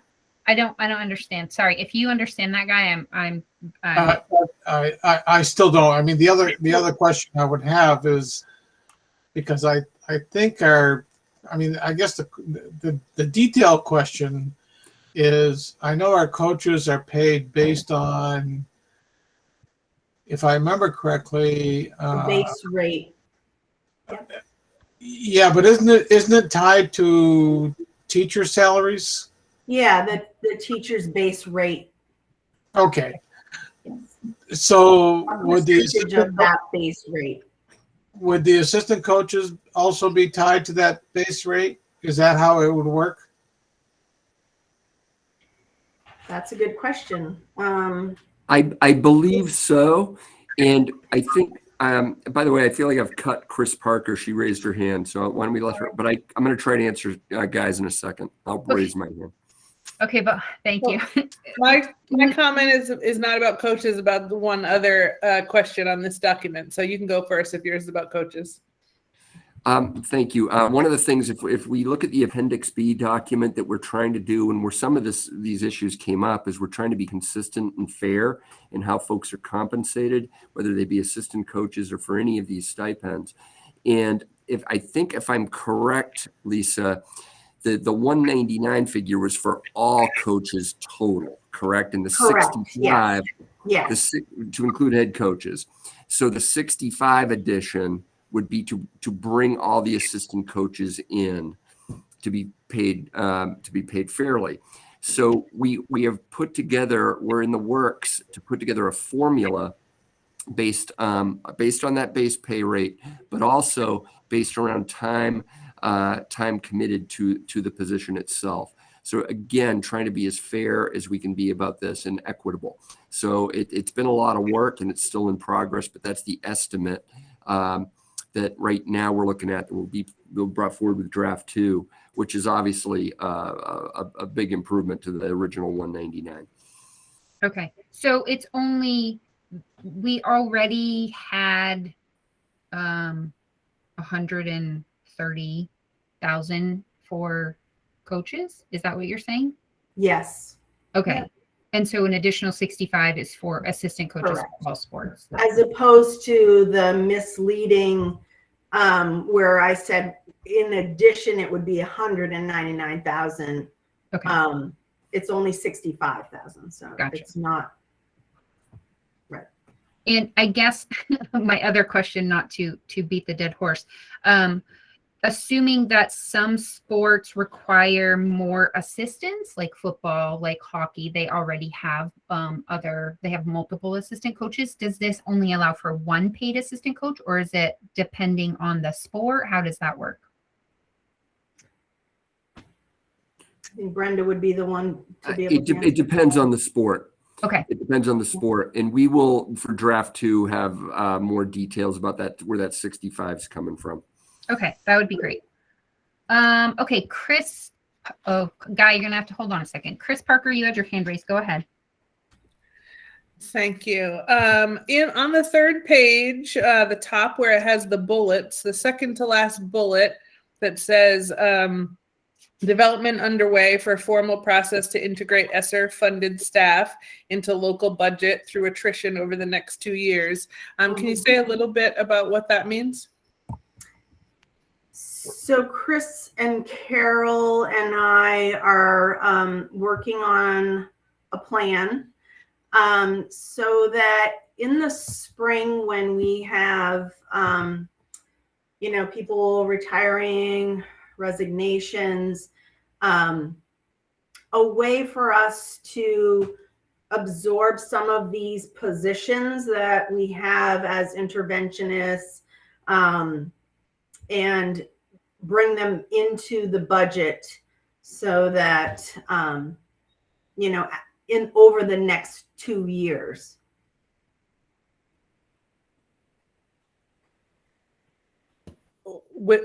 For the purpose of trying not to let them go at the end of the time when the grant money runs out? Correct. And the key word is attrition there, not through addition, but Attrition. through attrition. Okay. And so will part of that plan be how to handle if some can stay on through attrition and some cannot, and how those decisions will be made about that? Yes. So that's part of the plan. Okay. Because there might not be enough to keep all of the people. Oh, that have absolutely. decided. Absolutely not. Yeah. We realize that, but just to be thoughtful about it and to make sure that, if we do have, employees who we can say, there's a second grade position open. Would you, be interested, as opposed to you may not have a job, next year. So I think those are the types of things that we're really going to try to be thoughtful about. And Chris, I think your question's a very good one. And I think what we're also trying to do is be very thoughtful and taking a long view about what many fear is a real staffing exodus around the state. I mean, throughout for all schools, and just to be as prepared and flexible thinking as we can be, given the worry, candidly, that we have about holes that are coming up across the board. So we want to have that flexible thinking, and that's where this is coming from. Okay, thank you. I also think it's wise to have a plan in place rather than 2 years from now be like, oh, what are we going to do? Because, 2 years, well, it's not even going to be 2 years because, we're already planning next year's budget right now. So, if we don't start planning, then you start to realize that you're losing key people and you're losing really important positions that are really helpful to students. And so, how do we make sure we're keeping the things that make sense but at the same time, not adding to our local budget? So it's a good question, Chris. Are there any other questions? Anything? Oh, Guy, go ahead. I'm sorry. I'm getting into the weeds again, but I got to ask this question. So, Lisa, in terms of the coaching pieces, one of the things I don't understand, because even though you've corrected the price line, so for example, is a JV coach in a program considered an assistant? Or, I mean, I've always assumed that they were. So I guess my question is, in terms of that increase, which is fairly sizable, but I agree with the equalization. Don't get me wrong. I just want to make sure that I guess what I'm asking is to make sure that coaches aren't just adding assistants willy-nilly because they don't like somebody lower. Number one. So that's just a statement. Number two, I know you're not dealing with revenues right now, but is it your professional opinion that the equalized potential pupil rate discussion is going to benefit us as a district?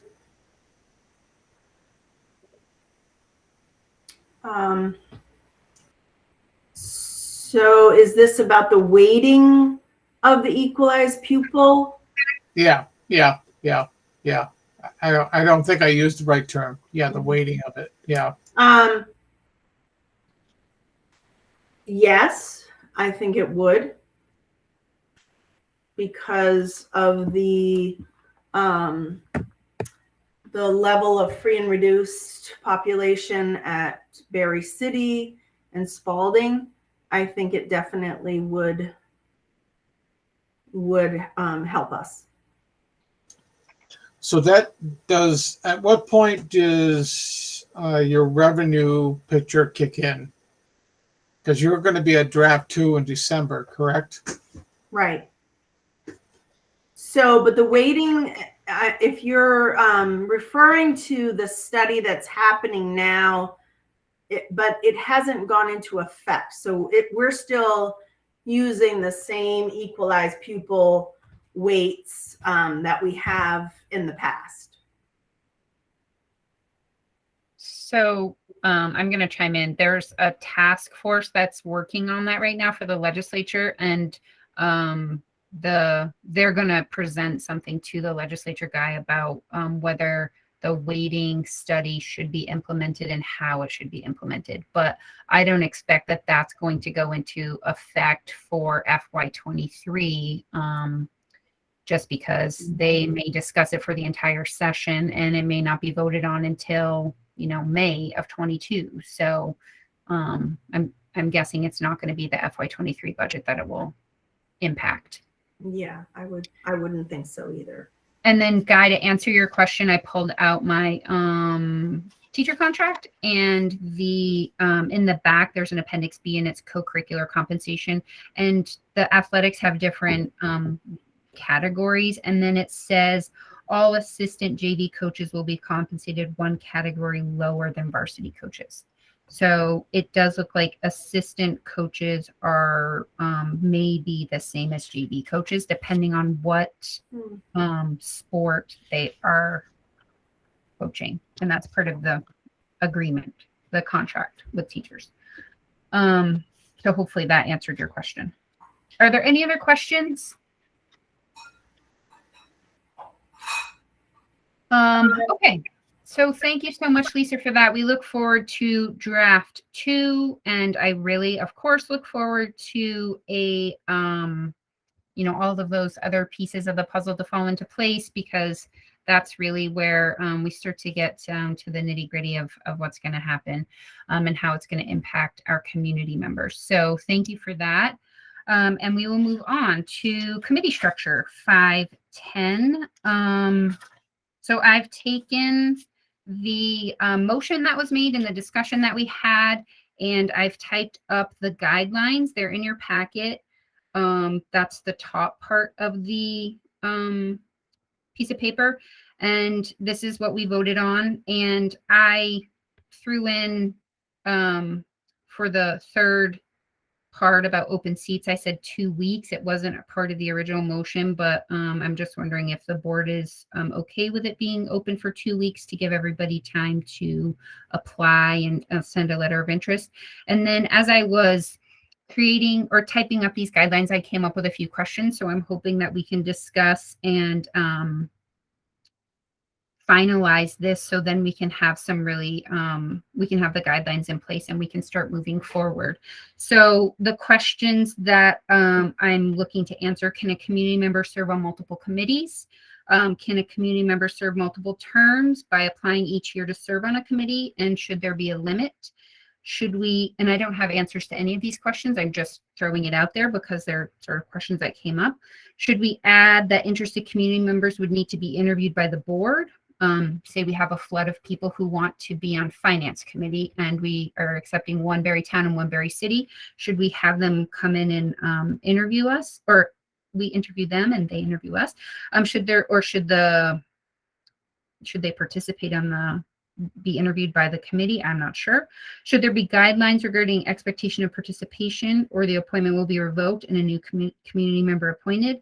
And should community members serving on the board's committee, oh, I wanted just to make it clear that community members serving on a board's committee will be unpaid volunteers. But my question is, will they need to be fingerprinted and undergo a background check? Because as board members, we have to. And I wondered if that would apply to committee members. I recognize that we're meeting virtually now, so we're not in schools, but I wonder if we should have any part if that should be a requirement.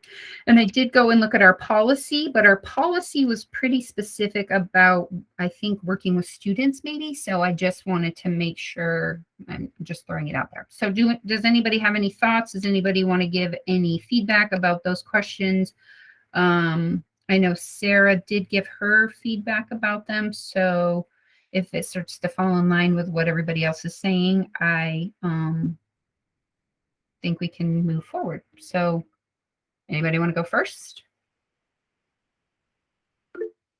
Guy?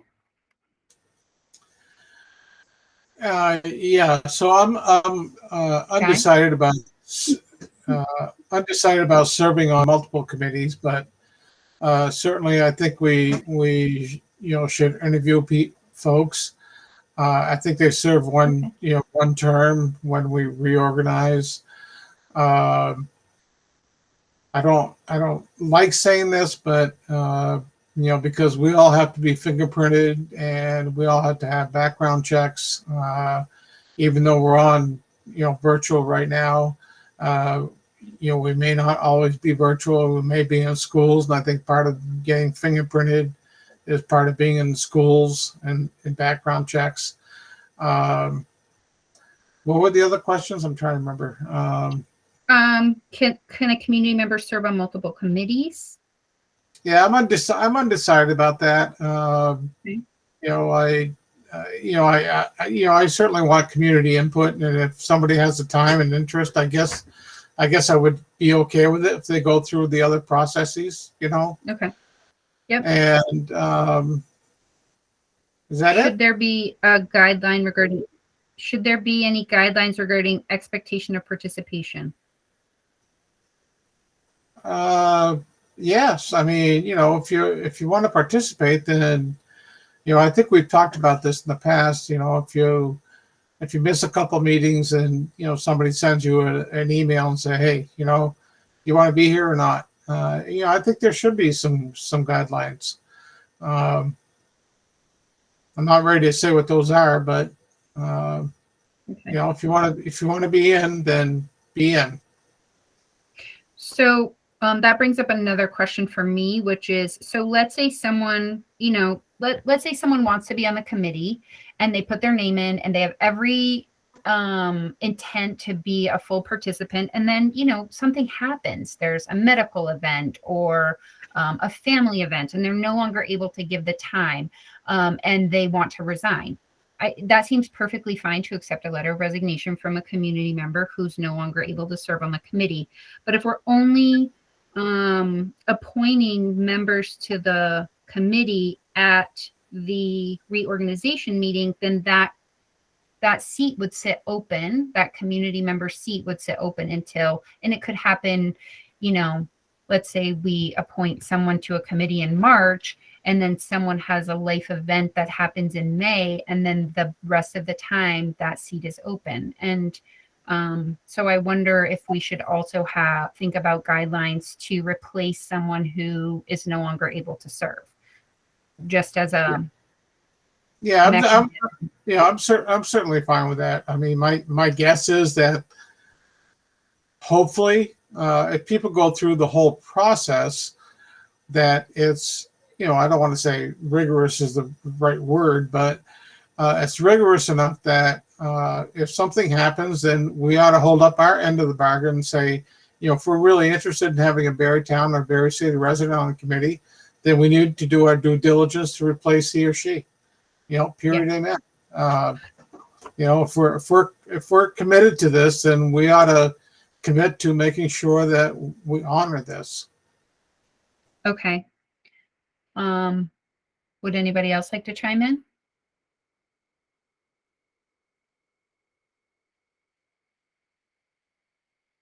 No. Sure, I can chime in.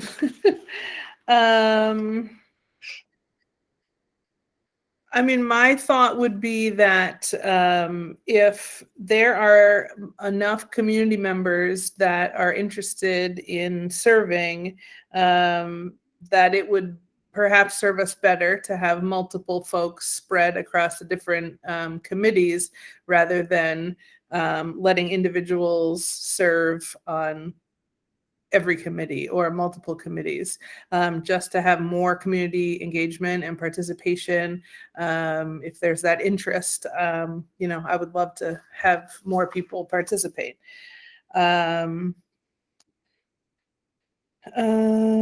like the idea of being interviewed by the board, maybe just to get letter of interest, or, you know, what's drawing somebody to be involved. So I like that, us getting to know folks. I'm just looking at the different questions in the packet. Guidelines regarding expectation of participation. I mean, I'm wondering about maybe something like, if you're not able to make 2 meetings in a row, or more than 2 meetings in a row, then perhaps you look at if they're able to continue to serve. You know, if community members are voting members, then we take that into consideration in terms of a quorum and who's there and can we go forward with the meeting. And so if we're counting the community members on the committee as voting members, and someone's not showing up, or multiple people might not be showing up for a period of time, then that could impact the ability for the work to get done. So that would be a consideration, I think.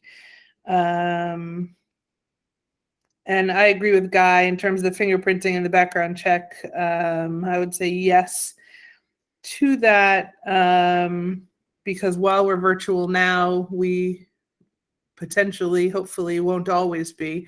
And so that would be the same things about going into schools. So it seemed like if board members have to do that, that committee members would also. And did I get all the questions? Yeah, I think so. Are you okay with a mechanism, something in place to replace members who are no longer able to serve? Like if someone wants to resign, is just no longer able to participate? Sure, absolutely. Okay. Okay. So are there any other comments, questions?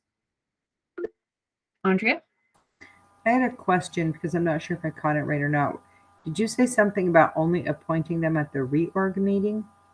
Well, it says no, and I didn't, and I misspoke. So the guidelines and I took this from the minutes, from the motion that was made. The terms of the community members serving on the BUUSD school board committees will end on the date of the annual board reorganization. And so I just wanted to make sure that because their term ends on that day, we would then, you know, put a, you know, we would, you know, basically advertise for, they're now open seats for these committees and for all of our committees. And then we would want to fill them. But as I said, because there's nothing really that was in that motion about what happens if someone's not able to continue to participate. I think we want to make sure that we fill that seat. Right. I mean, just something to consider. Usually the reorg meeting is very lengthy, and the reorg meeting may not even be, you might want to try to do your appointments after the reorg meeting. Yeah. I don't know. And I would consider looking at what you do with board vacancies. If someone has to leave, post the position again, and then it would just be appointed until the next, you know, annual meeting thing. Those are just a few things I would consider. No, I completely agree. What I'm saying is that their term ends on the date of the annual board reorganization in March. And so then I would think that would be when we would begin advertising for the next round of community members to participate. And it sounds like people are generally okay with a community member serving on multiple committees. Although if we have lots of people, then hopefully we'd be able to have lots of different people serving on committees. But if we don't have a lot of people and there are some people who are interested in multiple committees, that would be okay. And it also sounds like a community member we are not interested in having any kind of term limits, that you can just keep reapplying and the board can continue to reappoint you if they so choose. It also sounds like the from the couple people that I've talked to, that we are interested in interviewing community members who'd like to serve, and that we would like them to be fingerprinted and undergo a background check. So if that is the case, I can type that up and we can continue to move forward. I can put it on the agenda again the next time, and we can have those things in place, and then we can just all agree that that's what we're going to do, and we can move forward. Is that okay with everybody? Andrea? Once it's all said and done and figured out, do you think it should be put into a policy? That's probably a good idea. Yeah, that might be a really good idea. So,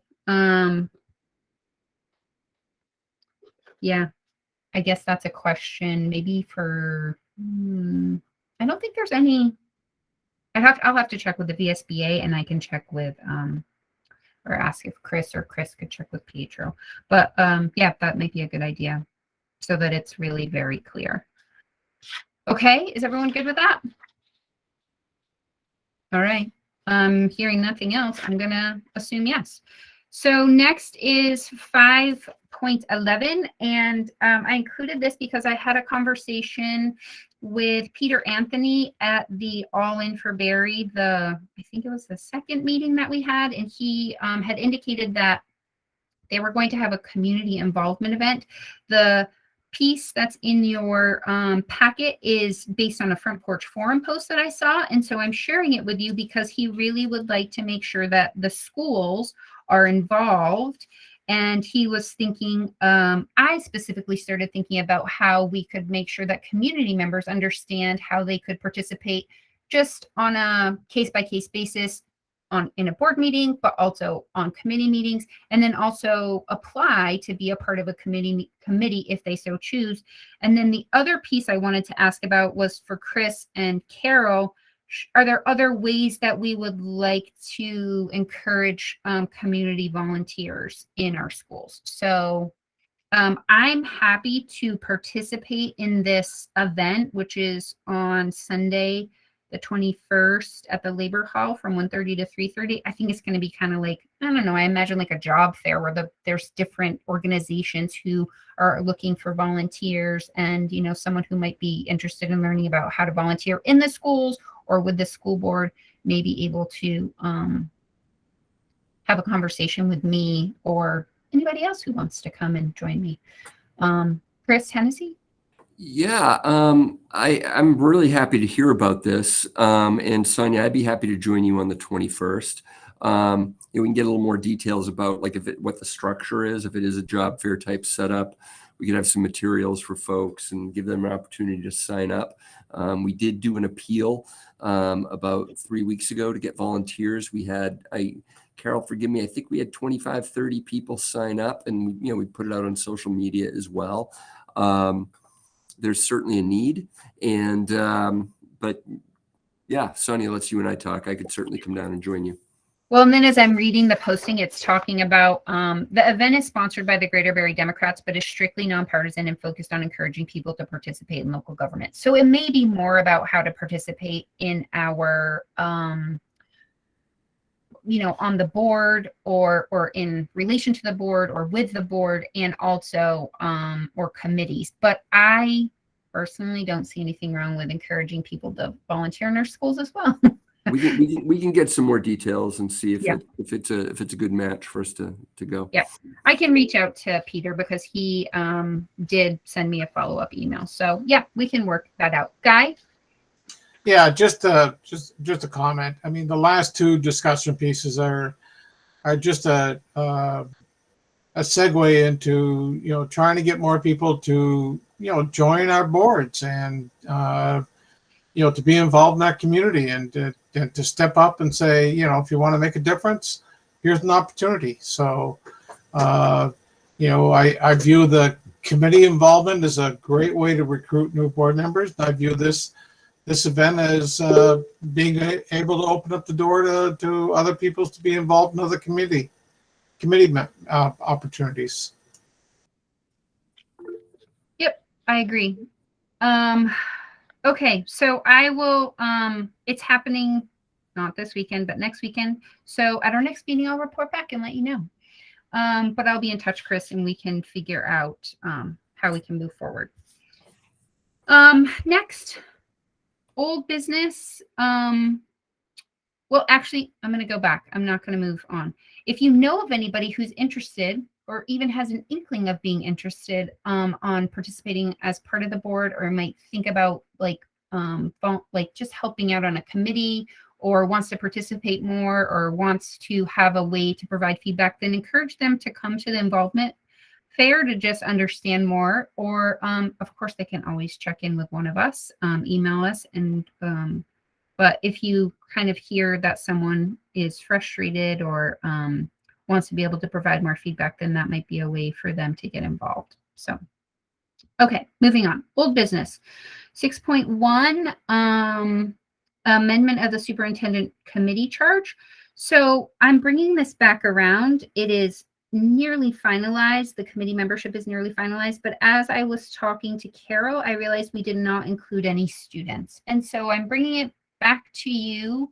The number of students is still to be determined, but I did want to make sure that we included on our committee at least one student representative. And so I'm asking for a motion to amend the superintendent candidate screening committee charge to include a Spalding, specifically a Spalding High School student, because I think a high school student is probably more appropriate for a committee. So is there anybody who'd like to make that motion? So moved, Gina? Guy. Okay, Gina's going to second it. Thank you, Gina. Thank you, Guy. Any questions, comments? Awesome. All right. Hearing none, all those in favor of approving the amendment to add the student to the superintendent committee charge, please signify with a thumbs up. And Guy? Yes. Tim? Yes. Abby? Yes. Gina? Yes. Renee? Yes. Chris? Yes. Wonderful. All right. Thank you all so much. I appreciate that. And next is 6.2 COVID update. And I know Josh Howard wanted to speak. And I don't know, Chris, do you want to let Josh go first, or would you like to give a presentation first? He can go first. That's fine. Okay, awesome. Josh, you can go ahead anytime. Well, I was just asking, have we figured out any backup plans yet for kids that are being close contact quarantined or may have had COVID? We had our first COVID case in our house today, which is kind of fun. So now I got 3 kids home and no word from the school after I called them whatsoever as far as any guidance going forward. So, and of course we go online and it's hard to find stuff there. Of course, I'm not really that technologically inclined to figure stuff out on my own, a little old school like that. Do you think there's any possible way that the school can start sending stuff home as in paper, like hard copy stuff at all? Is that something we can do, or anything like that? But I think mostly just still looking for that backup plan that just haven't seen yet. Okay, thank you, Josh. Chris, are you ready? Yeah, I am. And Josh, very, very sorry to hear that. This has just been, I mean, as we've said repeatedly, this has been an extraordinary first quarter of our school year. I mean, my plan, I don't have a very long update tonight, guys. What I do want to share is just the kind of current state of current cases and what we're looking at. I have updates on where we are with test to stay, and very specific updates about the upcoming vaccination clinics that we're very excited about. The current case count, as folks know and have noticed, we've been sending weekly updates. I'm trying to send those every Monday following the weekends from the previous week. About when we first started doing this, we had our first reasonably encouraging week. This is about 3 weeks ago. And then the next 2 weeks, we're kind of getting back up to on average about 2 cases a day. So last week, our confirmed positive students and adults leading to contact tracing total since the start of the year sat at 161 for as of last Monday. That's including adults, by the way. And we've had, counting the few cases we've had this week, 17 cases total in our district since Sunday, October 31, which is Halloween. I can't even believe I'm saying this. The day is almost over. It is 7:30 at night. We have not had a positive case come to our attention today. So I don't know how, but we could find out before this evening is over that we got one. If anybody has seen the current numbers in the state today, we set the state of Vermont set a new record with 591 cases reported in the state of Vermont. You know, it's really extraordinary what's happening right now around the state of Vermont. So we're now at a point where we're many around the state, the Agency of Education, the Department of Health, districts all over are really very hopeful that the enthusiasm that the families of ages 5 to 11-year-olds are showing in these vaccination clinics and the large numbers of families who are jumping in to get their kiddos vaccinated is going to help us see the light at the end of the tunnel. We have vaccination clinics set up for next week at both the Barrytown and Barry City School. You see in your packet the letter that was crafted with us along with the Barry District Health Office with details about that. Barry City is going to lead off next week on the 16th and 17th during the day, 9 to 2. Barrytown is going to go on the 18th, which is a Thursday from 11 to 5. So that will actually go into the evening after work hours. We'll have folks there to help out with that. And we're doing a Saturday clinic as well on the 20th from 9 to 2. I plan on being there to help out with that one. As far as I know right now, most slots are filled up, but please keep checking if you want to get your kiddo vaccinated at one of the schools next week, because we keep hearing that we might get more doses available and they'll add slots as we get them. We also want to point out that there are many other ways to get vaccinated as well, going through your family doctor, going to various drugstores and pharmacies to get that done. You know, we're very, very excited to have that happen. I want to give complete praise and thanks to the Barry District Health Office. They have been incredibly helpful in getting this up and running. They'll be staffing this and having up to 8 vaccinators on hand. We will be providing support as well, administrative and staff support, to make sure these things go smoothly. So we're excited to get that going. Regarding test to stay, what has been the issue with test to stay from the beginning is the ever-present staffing issue around being able to have capacity to run test to stay programs with our high case counts. One of the things that we need to bear in mind when we have, say a dozen cases in our pre-K-8 schools over the course of a week, that has an impact on large numbers of kids all at the same time who would have to be out for up to 7 days before they can get tested. To get that done, practically speaking, we're still working very closely with the agency to make sure we can have it done. As I understand it, there have been supply chain issues with the tests in various districts as well, making sure there are enough tests to make that happen. We have it on our radar. We are hoping that as we get more kiddos vaccinated, that will be more practical for us. We're working closely with the agency and the Department of Health to make sure we have capacity to do it. I've been trying to be as candid as I can be about how absolutely stretched thin our nursing staff, administrators, and teachers are every morning, just trying to get school up and ready and running. The test to stay is for large numbers of kids has a lot of impact on staffing and practicality of being able to do it, but it's still very much on our radar to get going. Regarding having more plans for kids who continue to have to be quarantined, I know that there are still efforts to make sure that we have online work opportunities for kids. I know it's not ideal. I can certainly check in regarding what Josh's situation was with our with our team at Barrytown to find out what's happening with that. But right now, I want to be very clear that the agency is making it clear that remote options are still off the table. I know that there is some pressure around the state to reconsider that, but right now they are still considered off the table to count for school. So that's where we are. I don't know if the board has any questions for me on this. Certainly happy to answer them to the best of my ability. So I see that Mercy has raised her hand, and Mercy, generally we have people who want to speak, say that they want to speak before. And I know you said you were listening and you wanted to give, you were waiting to hear the COVID update. So even though you did not say you wanted to specifically speak, I am going to allow it.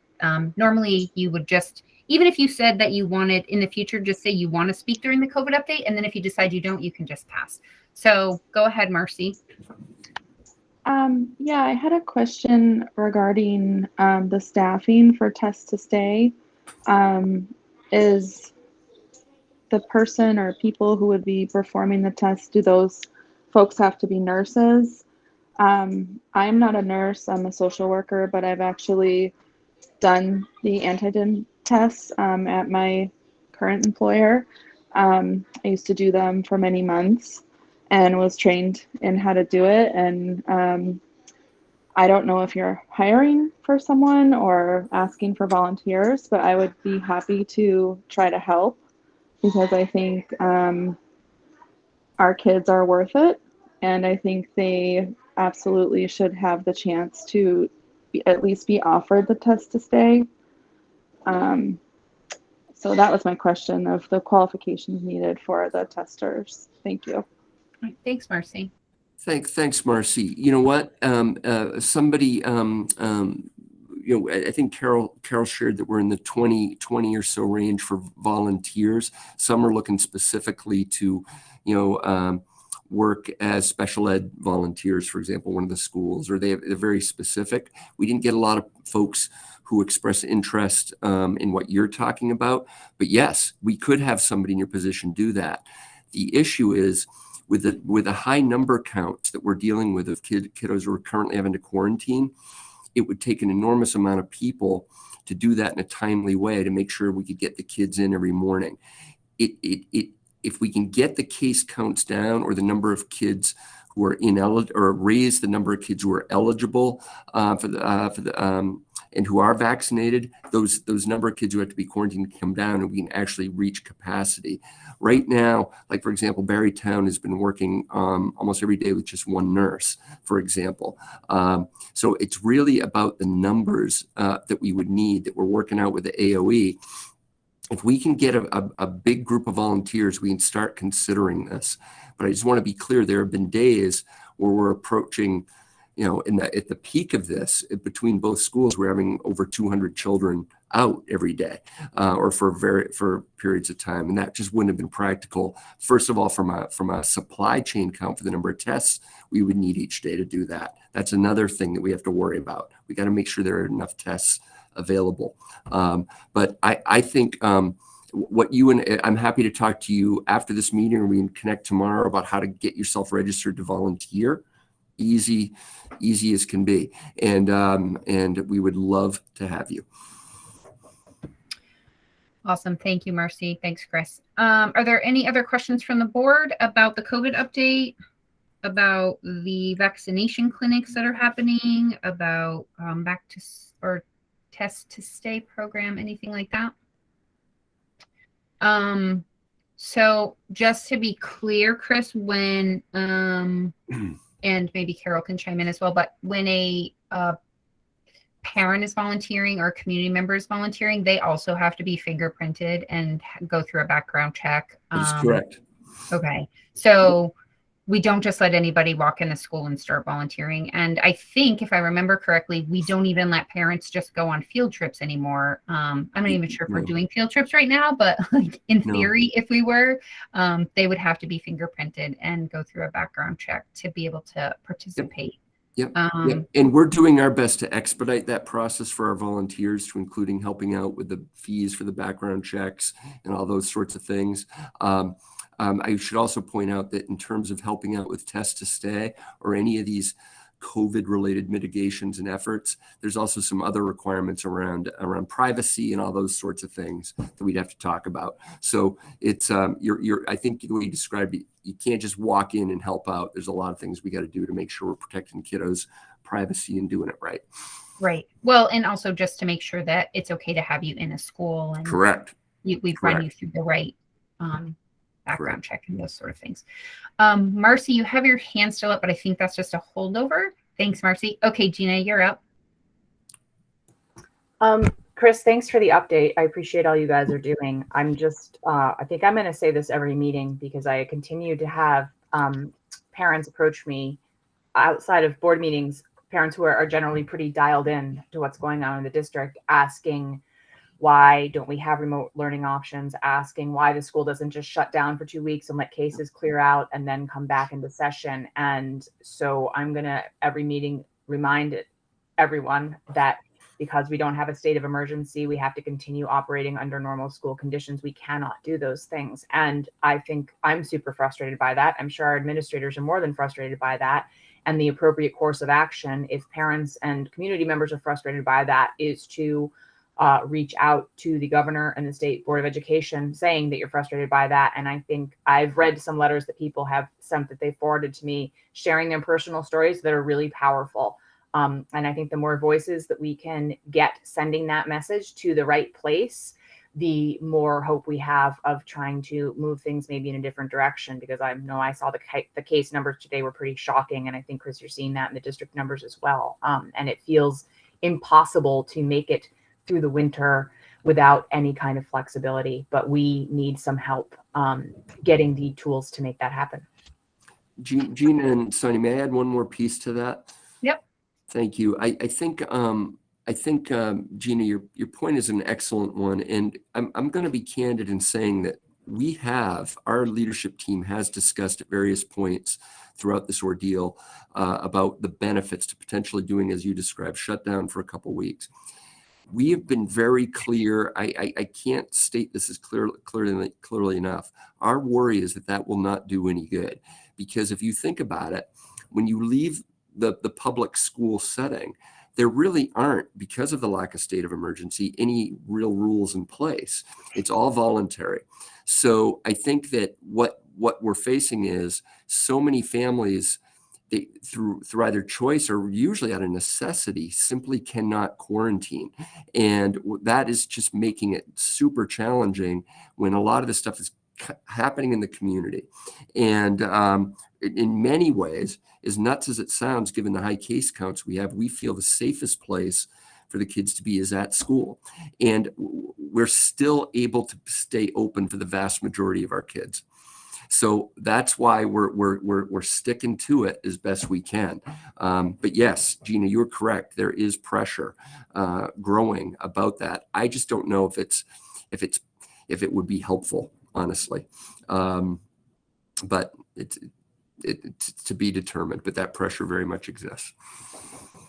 And to be clear, we, as Gina was saying, we can't offer a remote option because that's not allowed. And if we shut down for 2 weeks, we would have to make up that time. Like, we are not allowed to not go to school for our set number of days. So if we just shut down, we have no virtual option, then we are basically out of school for 2 weeks. And that means we would have to shift the school year and make that time up at another point. And to add to that complication, the bigger concern is actually the children who've had to miss days, who've been on multiple line lists, who've missed lots of school, right? And we haven't been able, nobody has really been able to provide, an authentic learning experience that we all expect for our kids when these things happen. It's a source of enormous frustration to everybody, families, teachers, etc. So it is a tricky beast for all of us. Okay. Any other questions or comments from the board? All right. Hearing none, we're going to move on to roundtable, and I'm going to go in the order of how we have been voting. So, Guy, do you have anything for roundtable? Yeah, a couple things. Really appreciate the opening statement by the teacher tonight. As a school board member, I certainly understand it. I feel it. But I also have to say that in my other worlds, COVID fatigue has really set in. This doesn't help. You're not alone, but people are really, really frustrated. I chair a local health organization where we cannot find individuals no matter what we pay. I opened up 7 days where a little while ago there were 3 pages of want ads. Now there are probably 6 or 7. But understand that you're doing an important work, and we understand that you're trying to do the best for our kids. So I really appreciate your statement. I just want to second Chris's statement about, Scott. I've been around long enough that I've known Scott for a long time, and, it's always, Scott contributed a lot to our kids, and I really appreciate and wish him well in the future. And again, I sincerely hope that, what our efforts in terms of trying to involve community is all around making sure that, that people are involved. And, we appreciate your involvement, and we want to keep it, above board, and again, appreciate people taking time to check in. So thank you very much. Thanks, Guy. Tim? I don't have anything. Thank you. Thanks, Tim. Abby? I don't have anything. All right. Thanks, Abby. Gina? I just want to echo thanks to our teachers. I have a newly minted 4-year-old who's in his first year of pre-K who had to be out for a week, and he was so excited when he got to go back to school. And it's just such a pleasure to get to see that side of things and see how much the kiddos love the teachers and the teachers love the kiddos. And I really enjoyed it. So I very much appreciate that everyone keeps showing up for the kids when things have been so hard. Thanks, Gina. Renee? Yeah, I'd like to echo what Gina and Guy said. I think that, I appreciate the teachers coming and explaining where they're at. I think that, those of us that are in the schools totally understand it, but I think it's really important to acknowledge it and know that, they're working their tails off. And as well, I appreciate the sub discussion. And I think that, it sounds like we're starting in the right direction, is to hopefully start to bring in some people that we can keep. Thanks, Renee. And Chris Parker?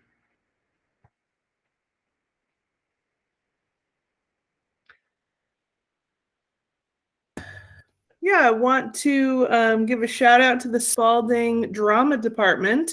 Tonight was supposed to be their opening night for Alice in Wonderland, and it got postponed until early December because of COVID. And so just a huge thanks to all the adults working with the drama department to pull off this play, and all the great stuff they're doing with the kids, late after school, weekend days, making sets, just doing great stuff. My kids are both involved and very much hoping that it can happen in December. So we're going to keep our fingers crossed for that. Thank you for everybody helping to support those kids. Awesome. Thanks, Chris. I have a couple of things that I wanted to say, and then I'm going to give Chris Hennessy the last word. But I also want to echo the comments that have been made, and I really want to thank Rachel for showing up to give us that statement about what's happening with our staff. And I think it's really not great that you had to come and tell us, but I appreciate that she did, so that we could hear just the heavy load that our staff are under. But I also want to thank the students and the parents, and recognize that this has not been easy. And well, I've said it before and I'll say it again. I think a lot of the world has moved on and thinks that COVID is almost over. It doesn't feel like that. I'm absolutely certain it doesn't feel like that when you are working in a school or with a school, or you have students in a school and you're a parent. And so I appreciate that, you know, everybody continues to just try to find ways to continue to make this happen for our students. And it's not ideal and it's not perfect, but we just keep trying, and staff keep showing up, and students are learning to be flexible, and parents are doing their very best. So I just wanted to thank everybody for that. I also, I got an email this morning from a member of the community asking me a question, and I just wanted to thank all of the members of our community who show up to participate in board meetings, who come to committee meetings, who send emails, who reach out with questions. And I just appreciate that we have members of our community who are paying attention and who want to be involved. And as I said to this community member in the email today, I really feel like the more people who are paying attention, the better support for our students and our staff. So I just want to thank everybody for that. And with that, I will let Chris, do you have anything else for Roundtable? Just two quick things. The first is I just want to echo people's praise for Rachel Van Vliet, special educator at Barrytown. I thought she spoke, well, I'll just say it's real.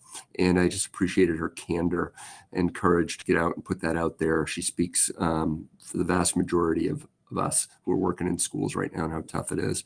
But I'd like to end with something very, very positive. Today, of course, is Veterans Day. And I just want to praise the Spalding High School Band led by Bobby Booth, our unbelievably talented JROTC program, who participated in the parade and the ceremony down at the Youth Triumphant Statue this morning in downtown Barrie. We had our BT MES and BC EMS bands participate as well. There were a lot of kids and staff who joined. A number of kids came down from the C program today. It was great to see them come down and participate. If you go on your kiddos' schools websites, you'll see lots of other activities that were done to honor our veterans at school. Great photos that Jess Van Ormond, our tech integrationist at Barrytown, posted about some first graders singing some patriotic Veterans Day appropriate songs up at school today. Just great stuff. And we just want to really thank their efforts and thank our community. It was just great. It was great to be a part of it today on a beautiful, beautiful November day. So I'll close on that, but it was just really well done. Awesome. Thank you. So now we'll move on to 8, which is future agenda items. And I've listed 2 things. And I know listing things like this makes Andrea crazy, so I apologize, Andrea. I've listed the listening session for the budget and school education financing 101 after checking in with Josh Allen and Chris Hennessy and Lisa Peralt. We're going to do the listening session for the budget and school education financing 101 at the second meeting in December, which is on 12/16. And well, I recognize that having it during a board meeting isn't the same as having a meeting that is strictly for a community forum. It, especially in the month of December, I would be really afraid of finding a day that works for between committee meetings and other people's, other board members' schedules, a time that would work for everybody. So I am trying to make sure that our work that we need to get done is not as big, and we can dedicate most of the meeting, the bulk of the time at the meeting, for the listening session. And also just a quick school education financing 101, just so people understand how school financing works, because in Vermont it's very confusing. You probably, you hopefully will learn something from it. So I just put that on there as a future agenda item to get the word out to the community that it will be the second meeting in December. which is 12:16. It is a special meeting because we have shifted the schedule a little bit. I say that now so we can start spreading the word and get people here. By that time, we do hope that we will have all of the other puzzle pieces in place, such as projected yield, our equalized pupil numbers, and our CLA numbers, so that we will have a better picture of what the impact will be for a tax rate. So with that, the other agenda items for our next meeting, which will be on December 2nd, which is also a date change. We will have no meeting on the 25th. Our next meeting will be December 2nd. We will do a second reading of Responsible Computer, Internet, and Network Use, D3. We will talk about sub rates again. We will talk about the budget again, FY23 budget. I will bring back more guidelines for committee structure, and I'll give you a follow-up for community involvement fair. We also will have another COVID update. Is there anything else that needs to be added to future agenda items? Sonia, one thing I wonder about is for the community committee members. Well, one thing we didn't talk about tonight is how to handle the folks who are already community members on a few of the committees that we do have, and whether they will be asked to apply or be grandfathered in, or how that would be handled. So if we could talk about that in the next round of those discussions, that would be great. Yeah, we're gonna do, I actually can reach out to them to get a sense from them about, because they might be like, I'm okay with being done. They might yeah, be. they might. Right. I don't know. So I think it might be helpful to reach out to them, but I can do that, and we can definitely have a conversation about current community members who are serving. Thank you. That's a good question. Andrea Poulin? Weren't we having an audit presentation at one of the December meetings? That's a good question. I'm not sure which one. So that'll be definitely a definite maybe. I know it was on the radar. I'm certainly hoping that it would be the first one and not the second, because that won't be a quick. No, it would have to be. It would have to be on the second. I'll confirm. I don't think Lisa's still here, but I'll try to confirm. I'll list it, and if you want to get rid of it, just if you can't do it, you can't do it. Just leave it off, and then you'll potentially have some new hires. Yes. Certainly hope so. Okay. Hearing nothing else, I would just like to reiterate next meeting date. Our regular board meeting for November 25th is canceled. It is Thanksgiving. I hope you enjoy your day if you celebrate Thanksgiving. And our next meeting is a special board meeting, not special in the sense that we're going to do anything special, but because it's not on a regular day, it's considered a special board meeting, and that will be on December 2nd at 5:30. And the one after that in December will also be considered special, and that is on December 16th. And with that, I would like to have start talking about executive session. So I think we definitely need 2 motions because we're going to talk about negotiations.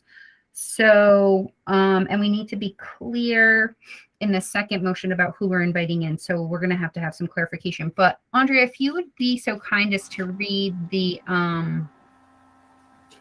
Yes. the motion for us, the first motion. Yeah. So the first thing we need to do is actually announce the items being proposed for discussion. So a negotiations update, personnel records, and student matter. Personnel records, what was the extra info on that? Because we have to be There's personnel records, and there's also status of employment. They're both fall under personnel. One is about records and one is about status of employment. Okay, so, but we have a student matter also. Yes. Okay, so you have 2 things under personnel. Correct. Status of employment and personnel. Okay, so you're going to look for a motion that you're going to agree to find that premature general public knowledge of the items proposed for discussion, and I'm believing this is going to just be specifically the negotiations update, would clearly place the BUUSD at a substantial disadvantage should the discussion be public. So moved, Guy. Thanks, Guy. And a second? Thanks, Gina. Or Chris. All right, thank you. Any conversation, questions? Hearing none. All those in favor, please signify with a thumbs up. Okay. Guy? I see Tim, Abby, Gina, got it, Guy, Renee, and Chris. Perfect, thank you. All right, and then I would look for a motion to go into executive session for negotiations update for personnel regarding records and status of employment and for a student matter. And for negotiations, are we inviting anybody in? Do we need to? Well, Chris Hennessy will be in on all of those items. You're inviting in a parent, correct? We're inviting in a parent for the student matter. For And is there any? 10.3. Are we inviting in Carol for negotiations, or do we not need to? Chris Hennessy, you are muted. Excuse me. I am inviting Mr. Kuhn into the meeting for the parent issue. He's going to be joining us. For the student. And I've sent information to Tara. If you're here, I'll be sending a link to you within 10 to 15 minutes. There's probably going to be a quick break before we get into executive session. And board, I have sent you guys the link already as well. Okay. But I don't know if we need to have Carol. I'm not exactly sure. I don't even know if she's still in the meeting. I don't think we do, Gina. I think so. I think we're okay. I think Carol can. She's free to go. So it's just Chris Hennessy, the parent, and Mr. Hayden Kuhn for joining. 10.3. Yes. And you may wish to consider doing 10.3 out of order first, so that Absolutely. you can. Yes. Yes.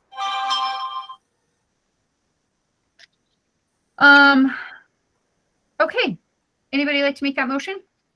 Thanks, Gina. Sorry, I have a quick question. Are we going to have two links for exec session then? One with the parent and just one link? Just Okay. one link, and Thank the parent will be invited when we're ready to have her come in. Okay. I've let her know Okay. that. Got it. Thanks. And so we'll gather first. Okay. So Gina, did you make the motion or were you just raising your hand? Okay, you made the motion. And I saw Tim seconded. Perfect. Any questions? All right. All those in favor, please signify with a thumbs up. Guy.